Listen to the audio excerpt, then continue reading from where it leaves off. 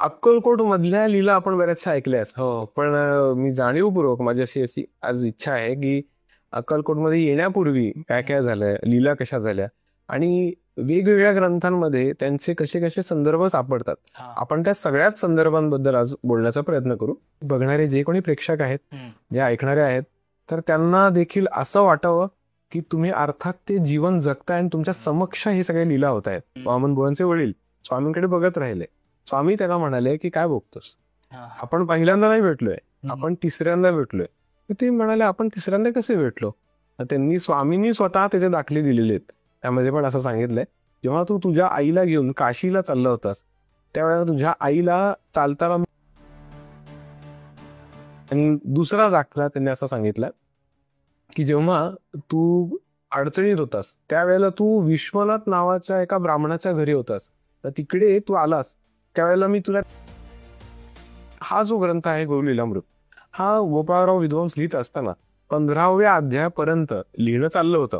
त्यावेळेला आनंद भारती सगळं सांगत होते आणि आनंद भारतींना अचानकपणे हे लक्षात आलं की आता त्यांना समाधी घ्यायची आहे. तर त्यांनी मग त्यांचे शिष्य गोपाळराव विद्वांसांना सांगितलं की आता मला जावं लागणार आहे आणि मग मी आता काही दिवसात देहत्याग करेल. तर गोपाळराव विद्वांसांना अतिशय म्हणजे कदाचित त्यांना ह्यामुळे वाईट वाटलं की आपले सद्गुरू आपल्याला सोडून जाणार, की तर वाईट वाटलं असेल. शिवाय ग्रंथकाम आपलं अर्धवट राहिलंय. आनंद भारतींनी असं सांगितलं की तू काळजी करू नकोस, मी जरी गेलो तरी मी स्वप्न दृष्टांतांमध्ये मी तुला काही गोष्टी सांगत राहील आणि मग इथून पुढचा अध्याय पूर्ण होईल. म्हणजे 16व्यापासून ते 21व्या अध्यायांपर्यंत हे गोपाळराव विद्वांसांना त्यांनी स्वप्न दृष्टांतात सांगितलेलं आहे. परमात्मा श्री स्वामी समर्थांचे एक शिष्य जे महायोगी पदावर होते, आळंदीचे नृसिंह सरस्वती, आणि त्यांना समाधीच्या अत्युच्च अवस्थेला जाता येत नव्हतं. ते द्विदल चक्रामध्ये अडकले होते. तर मग ते अक्कलकोटमध्ये स्वामींच्या दर्शनासाठी गेले. तिकडे स्वामी निवांत अवस्थेत तिकडे शेषशाही मुद्रेमध्ये महाविष्णूंप्रमाणे होते. तो उमऱ्यात असतानाच स्वामींनी त्यांच्याकडे न बघता काही श्लोक म्हटले, श्लोकांचं काही उच्चारण त्यांनी केलं. तर आपल्या सद्गुरूच्या मुखातून निघालेले श्लोक त्यांच्या कानी पडले आणि त्यांना तिथल्या तिथे समाधी लागली. ब्रह्मचैतन्य गोंदवलेकर महाराज यांच्या चरित्रातला एक उल्लेख असा आहे की जेव्हा ब्रह्मचैतन्य गोंदवलेकर महाराज सद्गुरूच्या शोधासाठी कळत होते सगळीकडे, ते आपल्या परमात्मा स्वामींच्या दिशेने त्यांना त्यांची भेट घेण्याच्या दृष्टीने जेव्हा अक्कलकोटमध्ये येत होते त्यावेळेला स्वामी सकाळपासूनच अतिशय खुश होते, अतिशय आनंदी, आणि ते सारखे म्हणत होते की अरे माझा बाळ येतोय, अरे माझा बाळ येतो, माझा बाळ येतोय, असं करत करत सगळ्यांना सांगत होते. आणि मग म्हणत होते त्याला जर कोणी काय बोलला तर याद राखा, सगळ्यांना सांगत होते. ते आल्यानंतर मग त्यांनी स्वामींचं म्हणजे ब्रह्मचैतन्यांनी स्वामींचं दर्शन घेतलं. तेव्हा ब्रह्मचैतन्य गोंदवलेकर महाराज काही म्हणजे कमी वयाचे होते, म्हणजे 10 वर्षाचा आतील त्यांचं वय होतं त्या काळात त्यांचं. तर त्यांनी दर्शन घेतलं. स्वामींनी त्यांना सांगितलं, त्यांना बसवलं, मांडीवर बसवलं आणि त्यांना सांगितलं की हे बघ, मी तुझा गुरु नाहीये.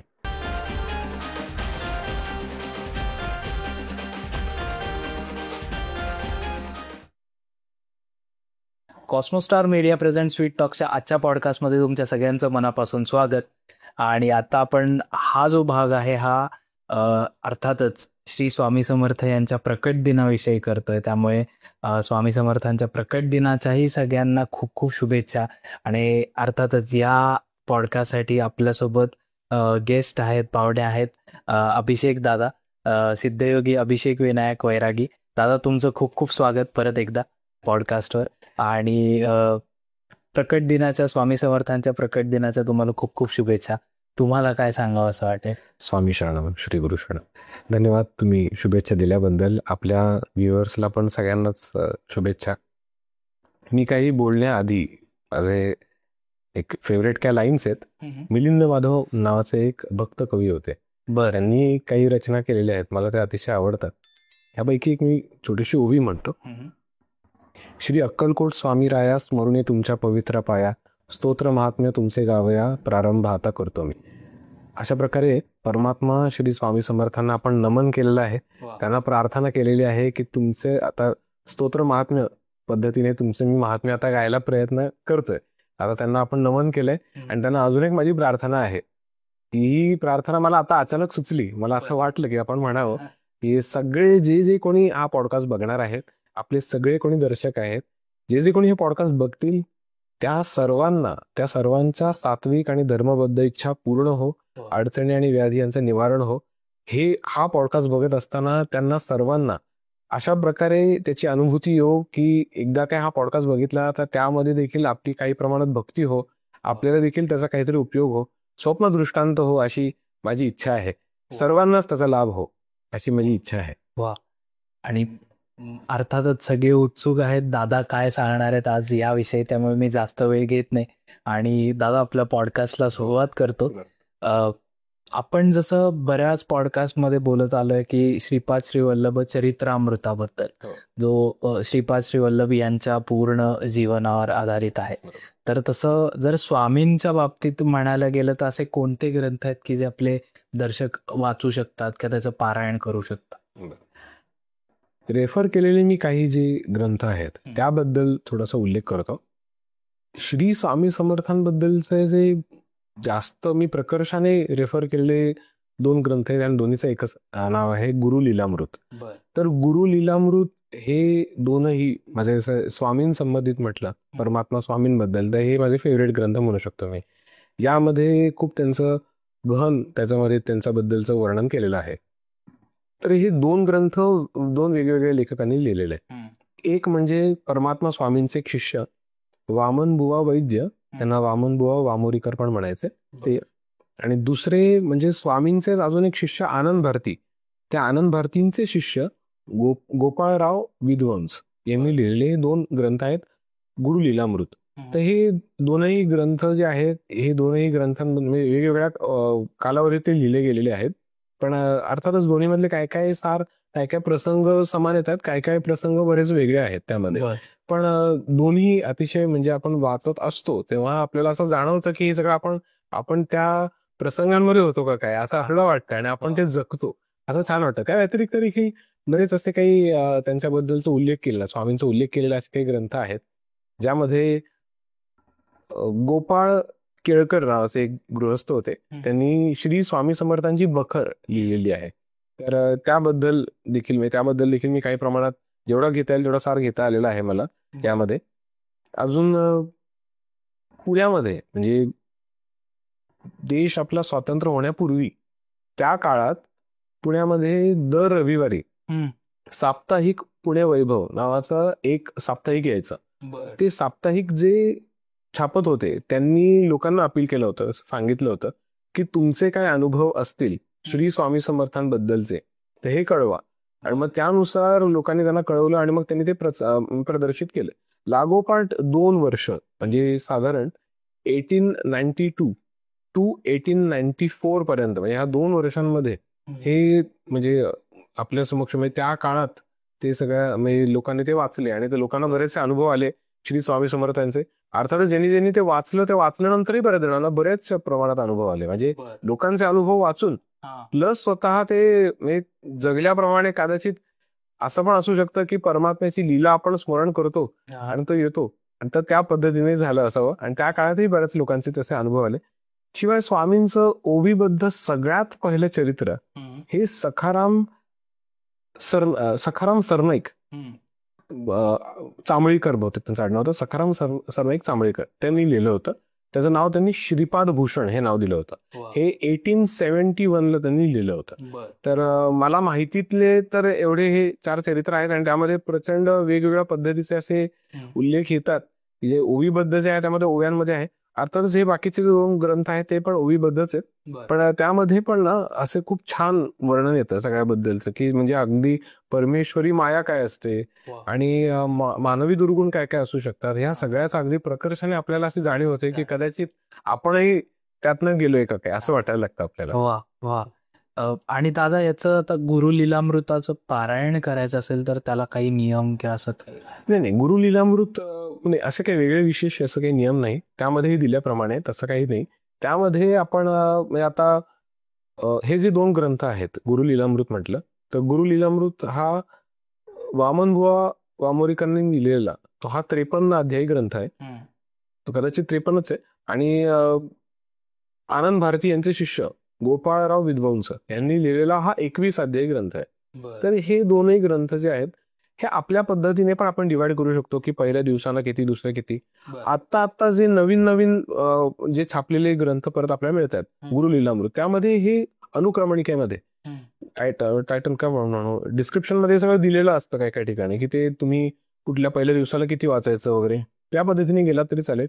पारायण कुठल्याही सदग्रंथाचं केलं किंवा करणार असाल तर एक गोष्ट आपण काय पाळायची, की आपण त्या देवतेसाठी आपण एक आसन ठेवायचं. आसन म्हणजे डायरेक्ट जमिनीवर नाही, आपण पाठ ठेवायचं, त्यावरती आसन ठेवायचं, त्याला आपण तिथे हळदी कुंकू अक्षता वाहू शकतो, फुलं वाहू शकतो, त्यांच्या समक्ष आपण नैवेद्य दाखवू शकतो. जसं मंदिरांमध्ये आपण बघतो की आधी नैवेद्य दाखवतात आणि त्यानंतर मग आरती होते. बरोबर. तर त्याच पद्धतीने जसं आपण असे आपली मानवी धारणा आहे की आपण जेव्हा आरती करतो हे सगळं सूक्ष्म शरीराने घडतं. तर यामध्ये काय होतं, अशी काही काहींची काय म्हणून भक्तीचा भाग आहे, त्यांचा श्रद्धेचा भाग आहे. त्यांना असं वाटतं की आपण जेव्हा आरती करतो तोपर्यंत ते दैवत तो प्रसाद ग्रहण करतात आणि प्रसाद ग्रहण करताना त्यातली जी प्राणशक्ती आहे ती कमी होते.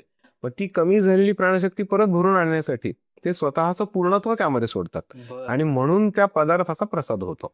तर हे देखील आपण दररोज अगदी अनुभवू शकतो. कारण जेव्हा जेव्हा आपण कुठल्याही सद्ग्रंथांचं पारायण करतो, ती देवता किंवा सद्गुरू स्वरूप जे जे कोणी आहेत ते सूक्ष्म देहाने तिथे उपस्थित असतात. मग त्यांना आपण तात्काळ ठेवणं किंवा उभं ठेवणं हे योग्य नाही, असं माझी धारणा आहे.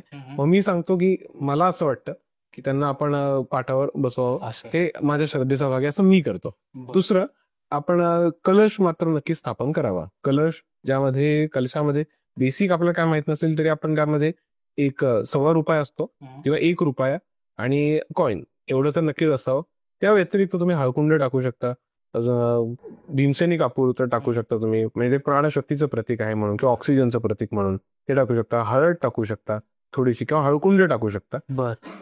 अजून दुर्वा टाकतात काही जण, वेलची टाकतात. तर ज्याची त्याची इच्छा आणि ज्याला त्याला ज्या ज्या तुमच्या परंपरा असतील, म्हणजे कलशा संबंधित काय परंपरा असतील तर त्या तुम्ही नक्कीच स्थापन करू शकता. काहीकांकडे कलश स्थापन करण्यापूर्वी त्यावरती उजवा हात ठेवून मग गायत्री मंत्राचं 24 वेळा म्हणजे काय म्हणतात गायत्री मंत्र म्हणतात, स्मरण करतात. काही जण मनातच करतात, काही जण उच्चारण करतात. काही जणांकडे अशी परंपरा आहे की उजवा हात ठेवल्यानंतर डावा हात छातीवरच ठेवायचा, म्हणजे आपली प्राणशक्ती देखील त्यामध्ये उतरावी. असे देखील काही काहींची परंपरा आहे. ती तशी काही परंपरा असेल नक्कीच करू शकता.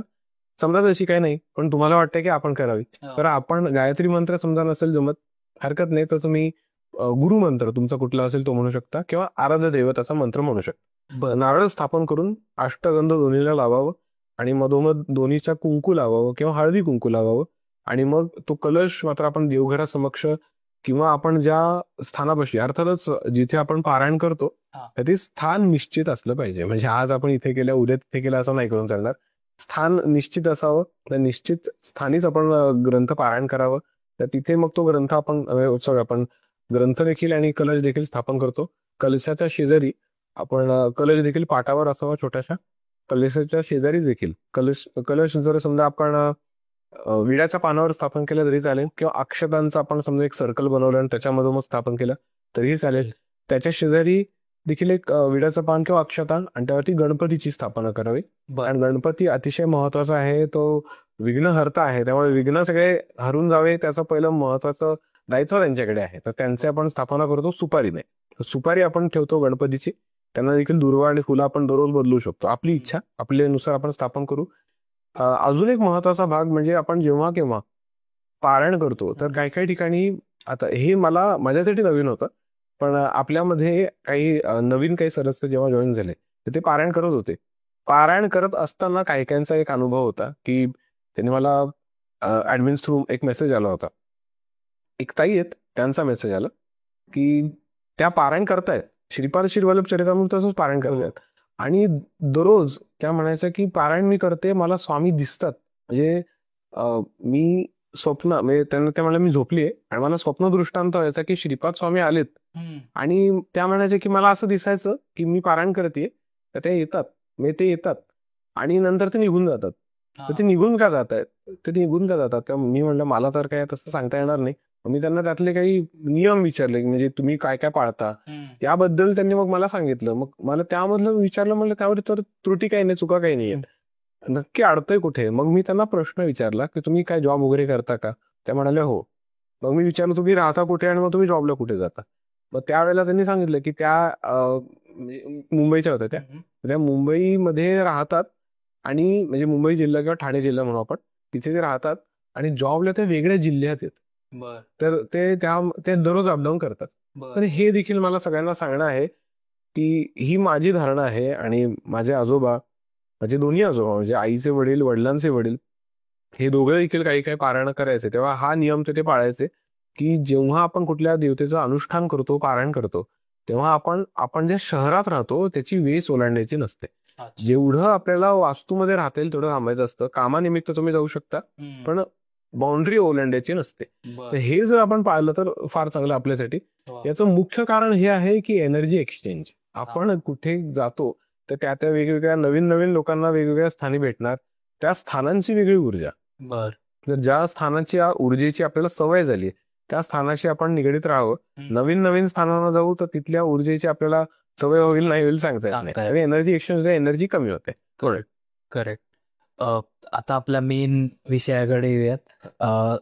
आतापर्यंत जेवढ्या लोकांना माहिती आहे स्वामी समर्थांविषयी, तर एवढंच माहिती आहे की अक्कलकोटमध्ये त्यांचं स्थान आहे आणि तिथे ते होते बराच काळ, म्हणजे त्यांचं वास्तव्य तिथे होतं. पण त्याच्या आधी स्वामी कुठे असायचे? बरोबर.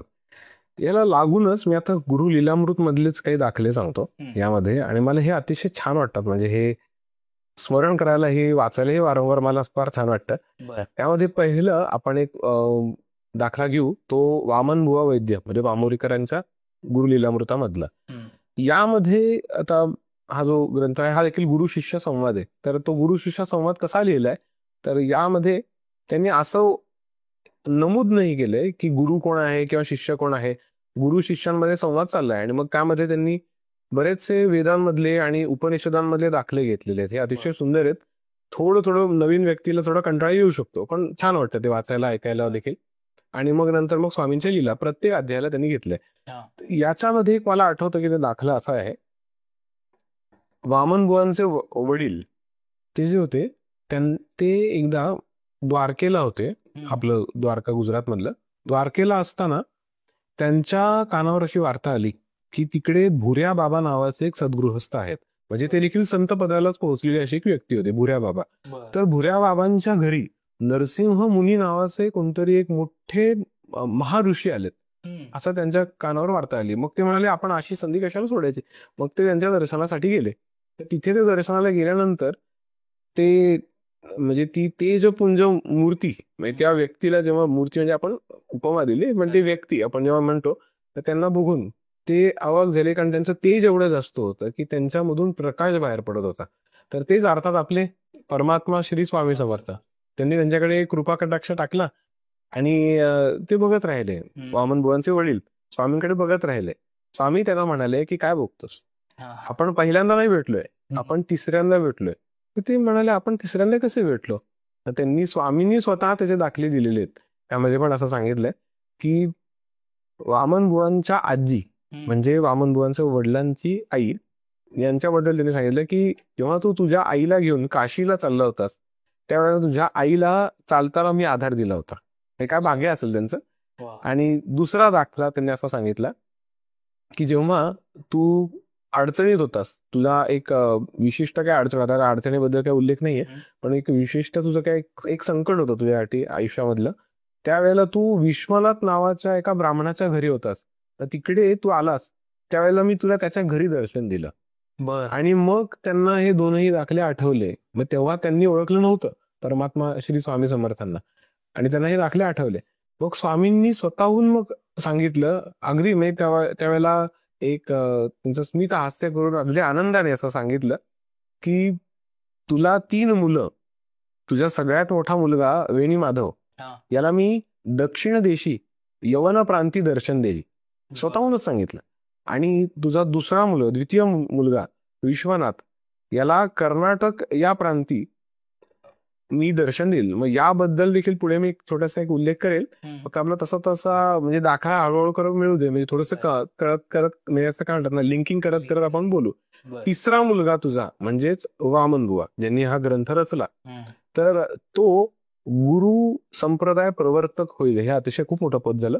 आणि ब्रह्मनिष्ठ होईल, त्याला तो ब्रह्मज्ञानी होईल आणि माझ्या लीला चरित्राचे वर्णन करेल, असं त्यांनी सांगितलं. म्हणजे काय भाग्य असेल बघा. तर हे हे प्रसंग मला खूप छान वाटतात. म्हणजे हा वामन बुवांचा गुरु लीलामृतामधला हा दाखला आहे. दुसरा जो दाखला आहे त्याच्यामध्ये आनंद भारती, म्हणजे परमात्मा स्वामींचे शिष्य आनंद भारती यांच्याबद्दलचा एक दाखला येतो. त्यांचे शिष्य गोपाळराव विद्वंस. तर हा देखील गुरु शिष्य संवाद आहे, पण इथे ऍक्च्युअल गुरु शिष्य संवाद आहे. यामध्ये गुरु म्हणजे आनंद भारती आणि शिष्य म्हणजे गोपाळराव विद्वंस, या दोघांमध्ये संवाद आहे. मग या संवादात्मक हा ग्रंथ आहे 21 अध्यायांचा गुरु लीलामृत. हा देखील अतिशय सुंदर आहे.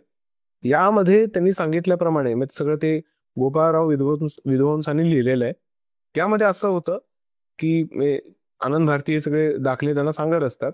एक एक अध्याय विशिष्ट, म्हणजे मला ही गोष्ट का नमूद करावीशी वाटते ते मला माहित नाही, पण कदाचित एक भक्त म्हणून किंवा एखाद्या सद्गुरूचा शिष्य म्हणून आपल्याला ह्या गोष्टी किती जास्त अप्रूप वाटू शकतात आणि ह्या गोष्टी आपल्याला ऐकल्यानंतर किती समाधानकारक वाटू शकतात, त्याबद्दल मला असं वाटतं, मला जसं वाटतं तसं समोरच्यांना वाटेल. म्हणून मी सांगतो की हा जो ग्रंथ आहे गुरु लीलामृत, हा गोपाळराव विद्वंस लिहित असताना 15व्या अध्यायापर्यंत लिहिणं चाललं होतं.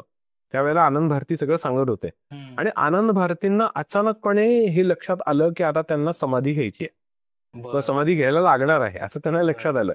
तर त्यांनी मग त्यांचे शिष्य गोपाळराव विद्वंसांना सांगितलं की आता मला जावं लागणार आहे आणि मग मी आता काही दिवसात देहत्याग करेल. तर गोपाळराव विद्वंसांना अतिशय, म्हणजे कदाचित त्यांना ह्यामुळे वाईट वाटलं की आपले सद्गुरू आपल्याला सोडून जाणार, हे तर वाईट वाटलं असेलच, शिवाय ग्रंथकाम आपलं अर्धवट राहिलंय. पण एखादे हे जे विभूती असतात, मी म्हणतो की जे परमात्मा स्वामींचे साक्षात साक्षात त्यांना संगत लाभणं, स्पर्श लाभणं, अनुग्रह लाभणं आणि त्यांचे स्वतः शिष्य होणं, म्हणजे केवढं मोठं पद आहे बघा. की त्यांनी आनंद भारतींनी असं सांगितलं की तू काळजी करू नकोस, मी जरी गेलो तरी मी स्वप्न दृष्टांतांमध्ये मी तुला काही गोष्टी सांगत राहील आणि मग इथून पुढचा अध्याय पूर्ण होईल. म्हणजे 16व्या पासून ते 21व्या अध्यायांपर्यंत हे गोपाळराव विद्वंसांना त्यांनी स्वप्न दृष्टांतात सांगितलेलं आहे. आणि तुम्ही वाचत असताना देखील तुम्हाला हे लक्षात येईल की किती ते स्वप्न दृष्टांत म्हणू किंवा ते काय म्हणू आपण सूक्ष्म देहाची अनुभूती असेल म्हणू, ती किती डीप मध्ये असेल बघा, की त्या गोष्टीचा आपल्याला स्पष्ट असं असं जिवंतपणा जाणवतो. मी या गोष्टी का म्हणतोय, का सांगतोय, बऱ्याच लोकांचं असं असतं ना की जर समजा तुम्ही तुमचे अनुभव सांगितले तर हे खोटं आहे, असं म्हणजे उघड असा लोकांची सवय असते, असं बोलायचं असतं, खोटं आहे. पण नाही, ज्याचा त्याचा भाग आहे. अर्थातच आपण एखादा गोड पदार्थ अनुभवला किंवा आपण त्याची चव घेतली का आपण ती चव घेतली ही शब्दांनी समोरच्यांना सांगता येत नाही, तर त्यातला हा भाग आहे. तर ज्यांनी कोणी तुमच्या आराध्य दैवताचं किंवा तुमच्या सद्गुरूंचा तुम्हाला अनुग्रह लाभलाय, तुमच्या सद्गुरूंनी जरी देह ठेवलाय, बऱ्याच जणांच्या स्वप्नांमध्ये त्यांचे सद्गुरू त्यांना दर्शन देत असतात. तर मला सगळ्यांना असं सांगणं आहे की आपण किती भाग्यवान आहोत, त्याबद्दल आपण एका पद्धतीने पॉडकास्ट मार्फत संभाषण करत आहोत. तर त्यातलाच हा एक भाग आहे. आणि आपण जे म्हटलो जसं की आता चरित्र तर हे दोन मी जास्त रेफर करतो. त्या व्यतिरिक्त आता तुमचा जो प्रश्न आहे की स्वामींनी एंट्री कशी केली, आता याबद्दल अक्कलकोट मधल्या लीला आपण बऱ्याचशा ऐकल्या असतात, पण मी जाणीवपूर्वक माझी अशी आज इच्छा आहे की अक्कलकोटमध्ये येण्यापूर्वी काय काय झालंय, लीला कशा झाल्या आणि वेगवेगळ्या ग्रंथांमध्ये त्यांचे कसे कसे संदर्भ सापडतात, आपण त्या सगळ्याच संदर्भांबद्दल आज बोलण्याचा प्रयत्न करू. जेवढे माझ्या माहितीतले तेवढं तर नक्कीच आपण संभाषण आपण प्रयत्न करूया सगळ्याबद्दल. स्वामींबद्दल म्हटलं तर ते कुठे होते असं म्हटलं तर त्याबद्दल बऱ्याचशा त्रोटक माहिती आहेत, की म्हणजे अगदीच स्वामी ह्याच स्थानामध्ये निश्चित होते वगैरे असंच नाही सांगता येणार. स्वामींना त्याबद्दल कोणी विचारायचं म्हटलं तर कोणामध्ये हिंमत नव्हती.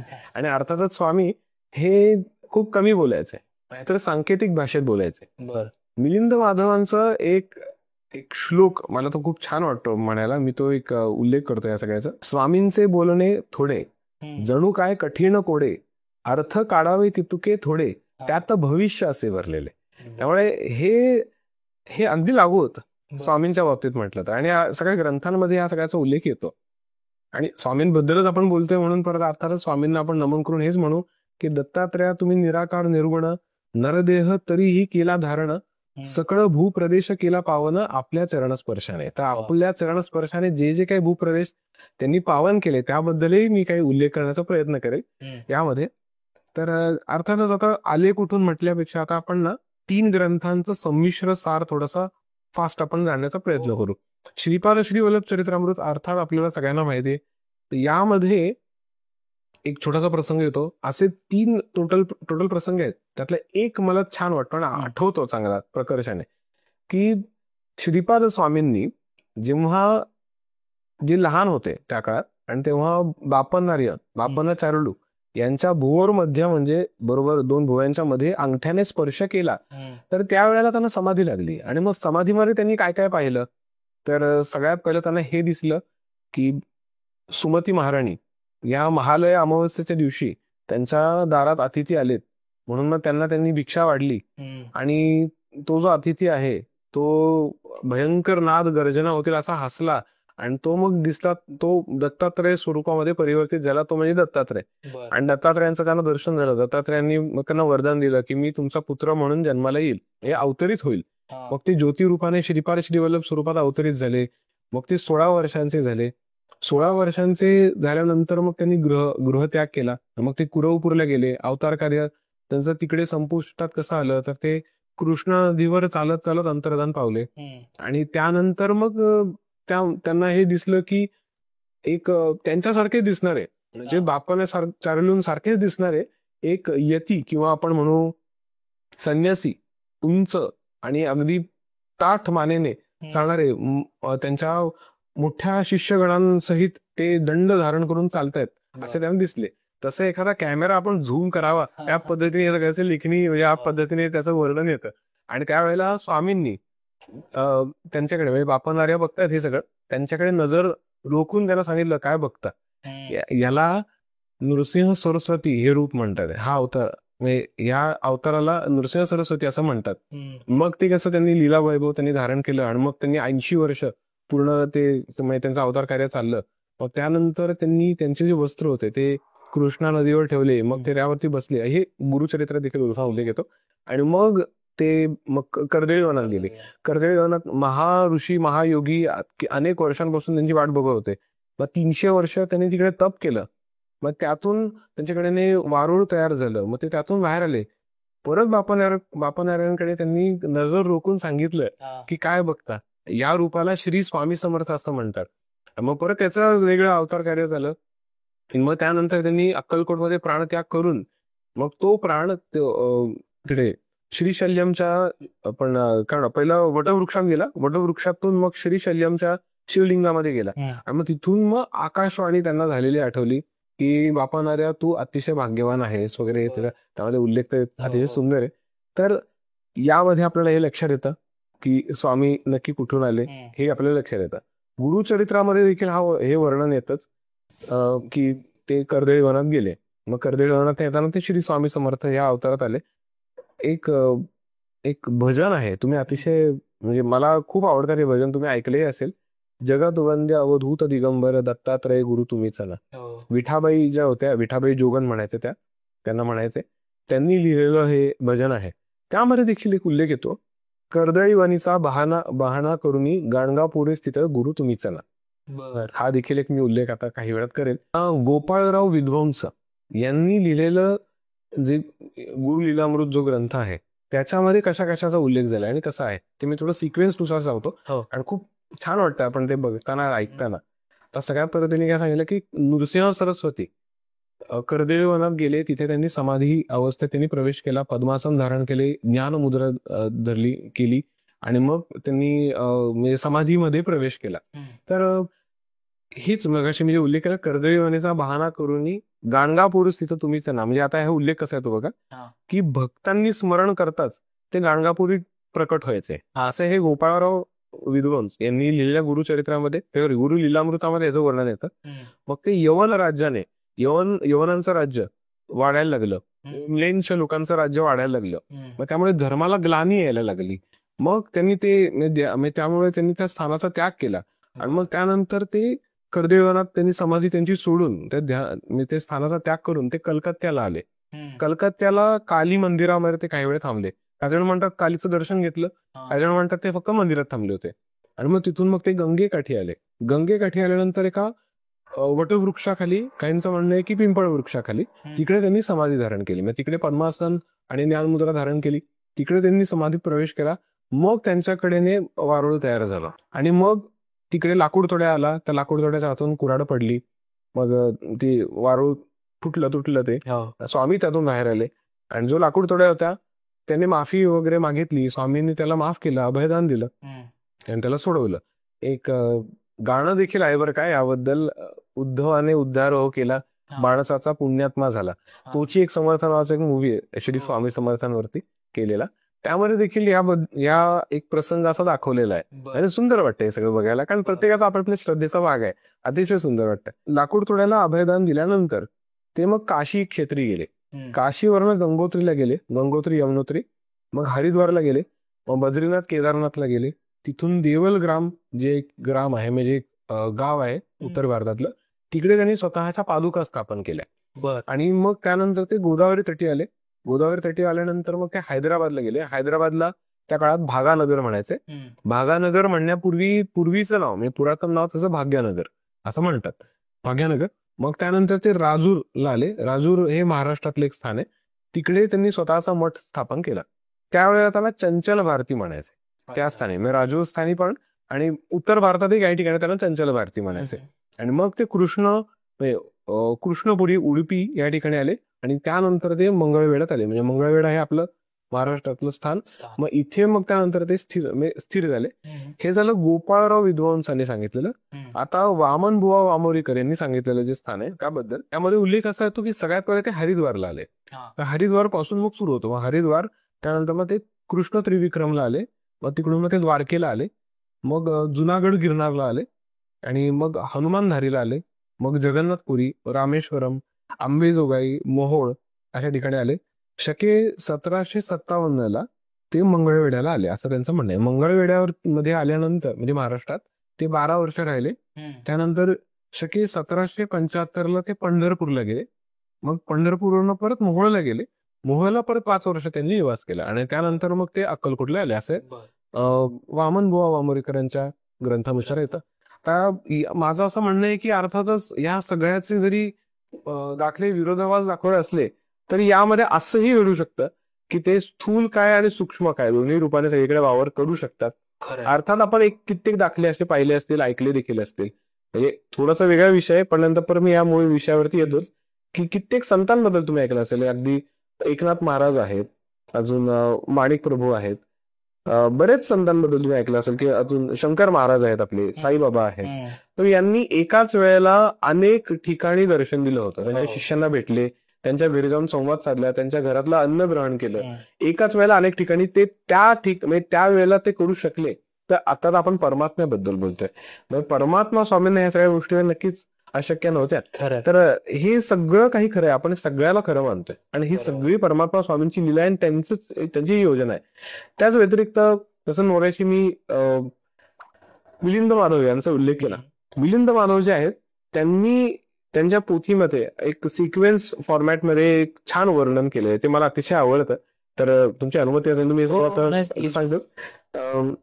म्हणे उत्तर भारती एका स्थानी घनदाट कर्दळीच्या वनी स्वामी प्रपेटले वारुळातून लाकूड तोड्याच्या निमित्ताने कुऱ्हाडीचा घाव बसून त्याचा राहिला कायमचा व्रण आगळती अवतार खुण प्रत्यक्ष पाहिली सर्वांनी. स्वामींना जे घाव झाले होते ती सगळ्यांनी प्रत्यक्ष पाहिली सर्वांनी. एका भक्ताने केला प्रश्न, स्वामी तुमची जात कोण? तेव्हा दिले उत्तर छान स्वमुखेच समर्थांनी. मी यजुर्वेदी ब्राह्मण, माझे नाव नरसिंह भान, काश्यप गोत्र राशी मीन, ऐसे स्वामी म्हणाले. खरे खोटे देव जाणे, दरे नाही खोलात शिरणे, ईश्वरी करणीची कारणे आपण काय शोधावी. अजून एक आहे, दत्तात्रयातून निराकार निर्गुण, नरदेह तरीही केला धारण, सकळ भूप्रदेश केला पावन, आपल्या चरण स्पर्शाने. मी याचा परत उल्लेख यासाठी करतो की अर्थातच दत्तात्रयांनी जसं पहिला अवतार जो दत्तात्रय स्वतः दत्तात्रय त्रिदेव एकत्रित झाले, परब्रह्म साक्षात अवतरित झाले. तर हे देखील अविनाशी तत्व. तर हे सगळीकडे पायी त्यांनी भ्रमण केलं. आपण श्रीपाद श्रीवल्लभ अवतारात देखील त्यांनी काय केलं, तर शेवटच्या अध्यायांमध्ये तुम्ही बघाल की बऱ्याच ठिकाणी त्यांच्या भक्तांना त्यांनी, किंवा मधल्या अवतारात देखील वेगवेगळ्या ठिकाणी त्यांनी त्या देवतेच्या स्वरूपात त्या देवतेच्या जागी श्रीपादांनी दर्शन दिलं. आणि शेवटच्या अध्यायांमध्ये बघा की ते हिमालयात आणि इतर ठिकाणी देखील जाऊन आले, अगदी परग्रहावर देखील जाऊन आले. नृसिंह सरस्वती अवतारात देखील बघा की ते बऱ्याच ठिकाणी त्यांनी पायी भ्रमण केलं. आणि श्री स्वामी समर्थ स्वरूपात देखील त्यांनी हेच झालं ते दाखवले. म्हणजे मला हे कॉमन फॅक्टर्स सांगायचे होते या सगळ्यांचे. स्वामी सूत जे स्वामींचे शिष्य होते, जे आणि स्वामींचे मानसपुत्र देखील होते स्वामी सूत, यांनी देखील याबद्दलचं जे वर्णन केलंय तर त्यांच्या काही ग्रंथ किंवा त्यांचे जे काही लेखणी आहे त्यामधले मी काही माझ्या वाचनात आलं की चैत्र शुद्ध द्वितीया म्हणजे, आणि काय गंमत आहे बघा, गुढीपाडव्यानंतरचाच दिवस हा स्वामी प्रकट दिन असा साजरा केला जातो. हा प्रकट दिन जो आहे तो स्वामी सुतांनी इनिशिएटिव्ह घेतला, त्यामुळे हा प्रकट दिन साजरा होतो. तर त्यांनी स्वामींशी जेव्हा काही संवाद साधले, स्वामींनी त्यांना काही गोष्टी सांगितल्या, इन्फॉर्मेशन त्यांना काही प्रोव्हाइड केली, त्यानुसार ही तिथी म्हणजे स्वामी प्रकट दिन साजरा केला जातो. तर स्वामी प्रकट दिन चैत्र शुद्ध द्वितीयेला, त्याबद्दल असं सांगतात स्वामी सुतांनी लिहिलेले की उत्तर भारती हस्तिनापूर पासून 12 कोस अंतरावरती तिकडे छेली खेडे ग्राम नावाचं ग्राम आहे. तर तिकडे स्वामी प्रकट झाले. तर तिकडे एका पिंपळ वृक्षाच्या समोर, किंवा आपण म्हणू की तिकडे एक मंदिर होतं, गणपतीचं देवळीसारखं एक मंदिर होतं, त्याच्या समोर वटवृक्ष होता. त्या वटवृक्षाच्या खाली पायथ्यापाशी किंवा मुळांपाशी तिकडून स्वामी 8 वर्षाच्या बालकाच्या रूपात बाहेर आले, असा त्यांचा दाखला येतो. तर त्या पद्धतीने मग त्यांनी, स्वामींचेच अजून एक शिष्य होते नानारेखी, त्यांची समाधी आहे अहिल्यानगर, म्हणजे त्याला आपण आधी अहमदनगर म्हणत, तिकडे महाराष्ट्रातलं स्थान, तिकडे त्यांची समाधी देखील आहे आणि त्यांच्या वंशज देखील आहेत. तर ते देखील स्वामींचे शिष्य आणि ज्योतिष पारंगत, विद्या वाचस्पती. त्यांनी स्वामींची पत्रिका बनवली. स्वामींची पत्रिका बनवली त्यामध्ये बघा, त्यामध्ये असा उल्लेख येतो चैत्र शुद्ध द्वितीया किंवा चैत्र शुक्ल द्वितीया, गुरुवार, अश्विनी नक्षत्र. अश्विनी नक्षत्र म्हणजे काय, तर मेष रास येते. आणि जसं आता मगाशी मी मिलिंद माधवांचं सांगितलं, तर त्यामध्ये ते म्हणतात, स्वामी म्हणतात की मी यजुर्वेदी ब्राह्मण, माझे नाव नरसिंह भान, काश्यप गोत्र, राशी मीन. तर मीन म्हणजे त्यांचं म्हणणं होतं की कदाचित वेगळ्या नक्षत्र पण असू शकतात, पण तो दाखला बघितला तर रेवती नक्षत्र येतं. रेवती नक्षत्रानुसार रास मीन येते. आणि आता इथे मात्र वेगळी गोष्ट आली, इथे येते अश्विनी नक्षत्र. अश्विनी नक्षत्र हे पहिलं नक्षत्र म्हणजे मेषरास, इथे मेषरास आली. प्रीती योग आणि शके 1071 या दिवशी स्वामी प्रकट झाले. आता शके लिहिले, पण आता सण म्हणजे किती आहे मला लक्षात येत नाही, पण अशा प्रकारे स्वामींचं प्रकटीकरण आपण बोलण्याचा प्रयत्न केला, याचा मी शॉर्टमध्ये मांडण्याचा प्रयत्न केला. त्याचे बऱ्याच गोष्टी आहेत, बरेच मुद्दे. काही आरतीमध्ये पण असं आहे ना, छेले खेडे अवतरले ब्रह्मा, बरोबर. ते मग स्वामी सुतांच्या त्याच रेफरन्सने गेले असं मला वाटतंय, त्याच रेफरन्सने झालं असावं. आणि माझं म्हणणं आहे की हे सगळंच खरं आहे, यामध्ये काही खोटं आहे किंवा एक कम्पॅरेटिव्ह असा भाग येतच नाही. कारण स्वामींनी जर समजा असं ठरवलेलं असावं की माझे अनेक भक्त आणि त्या सगळ्यांना मला एकत्रितच अनुभूती द्यायची, पण वेगवेगळ्या टाइमलाईन मध्ये, तर त्यांच्यासाठी काय आवश्यक आहे, नक्कीच आहे सगळं खरं. दादा, आता तुम्ही मगाशी सांगताना सांगितलं की ज्यावेळी नृसिंह सरस्वती म्हणजे समाधी अवस्थेत होते त्यावेळी ते वारुळ हे झालं, तर समाधी घेणं एक असतं आणि समाधी लागणं म्हणतात, ते यातला काय नेमका फरक? तुमच्या प्रश्नावर पण उत्तरच आहे, म्हणजे काही प्रमाणात तुम्हाला त्यातलं नॉलेज आहे. तर खूप छान, म्हणजे याबद्दल मी एक वर्णन तुम्हाला सांगतो. पतंजली योग सूत्रामध्ये एक वर्णन आहे, एक श्लोक आहे त्याचा, तस्यापि निरोधे सर्व निरोधन निर्बीज समाधी. जेव्हा मनाच्या चित्तवृत्ती शांत होतात तर आपली समाधी निर्बीज होते. निर्बीज म्हणजे नक्की काय, तर बीज म्हणजे बिया. तर जेव्हा बिया जमिनीत जातात तर त्यानंतर त्याला खत पाणी लागलं की ते त्याचा वृक्ष होणार, आणि मग त्यानंतर त्यातनं फळं येणार, मग त्यातनं परत बिया येणार, त्यानंतर ते परत वाढत जाणार. तर संसारी माणसाच्या अवस्था यामध्ये वर्णन केलेले आहेत की अपेक्षा, मागणी काय थांबत नाही, ते वाढत जाणार, असं करत करत करत करत जाणं, तर त्याला म्हणतात बीज अवस्था. पण समाधी लागणं म्हणजे निर्बीज अवस्था, म्हणजे तुम्हाला पूर्ण समाधान, पूर्णानंदाची अनुभूती येणं. त्याबद्दल एक भगवद्गीते देखील एक श्लोक आहे, यत्रो परमते चित्तम निरुद्धम योगिनो नित्यम समाधिस्थम तदेव योगम. तर यामध्ये देखील हेच आहे. याचा अर्थ होतो की आपण चित्तवृत्ती म्हणजे आपलं चित्त शांत झालं, चित्तवृत्ती उठणं हे देखील थांबलं की योगीला समाधी लागते. जो कुठला योगी आहे त्याला समाधी लागण्यापूर्वी काय काय गरजेचं आहे ते सगळं. तर योग अवस्थेमध्ये देखील समाधीला हे अनन्यसाधारण महत्व आहे असं म्हणू शकतो. अर्थातच काय तर हे सगळं ना उल्लेख आहेत बरं का. म्हणजे या ग्रंथांमध्ये देखील वेगवेगळ्या पद्धतीचे उल्लेख येतात यामध्ये. म्हणजे आता तुम्हाला सांगतो, समाधीच्या बद्दल बेसिक जर बोलायचं म्हटलं तर 2 पद्धतीत विभक्ती होते. खरं तर 3 पद्धती, पण 2 पद्धतीचे उल्लेख आहेत. तर एक म्हणजे संप्रज्ञात समाधी आणि दुसरी म्हणजे असंप्रज्ञात समाधी. संप्रज्ञात म्हणजे त्याला काही जण सुविकल्प म्हणतात आणि असंप्रज्ञात म्हणजे त्याला काही जण निर्विकल्प समाधी म्हणतात. तर संप्रज्ञात किंवा सुविकल्प म्हणजे काय, तर ज्यामध्ये थोडाफार विकल्प येतो. विकल्प आपण म्हणतात ना की आपण परमेश्वराच्या पायी एकदा विलीन झालो की संकल्प आणि विकल्प दोन्ही शमले पाहिजेत असं म्हणतात. तर हे का, त्याचा अर्थ असा होतो की आपण पूर्ण शरण गेलो पाहिजे आणि पूर्ण मग त्यानंतर त्यांना एकदा शरण गेलो की मग बाकी काही विचार करू नये असा त्याचा अर्थ होतो. तर अशा प्रकारची देखील समाधी आहे जिला संप्रज्ञात किंवा सुविकल्प म्हणजे काय, तर डीप ट्रान्समध्ये आपण डीप मेडिटेशन मध्ये आहोत, पण आपल्याला कुठे ना कुठेतरी बाह्य जगाचा आवाज येतोय किंवा बाह्य जगाबद्दलची काहीतरी अनुभूती येते, तर त्याला सुविकल्प म्हणतात. आणि निर्विकल्प त्याहून वरची अवस्था म्हणजे असंप्रज्ञात समाधी. त्यामध्ये तुम्हाला बाह्य जगाबद्दल पूर्ण नातच तुटलं असं म्हणू शकतो आपण. की एक प्रकारे काही जण म्हणतात ना की कोमा म्हणजे पण समाधी आहे, काही जण म्हणतात.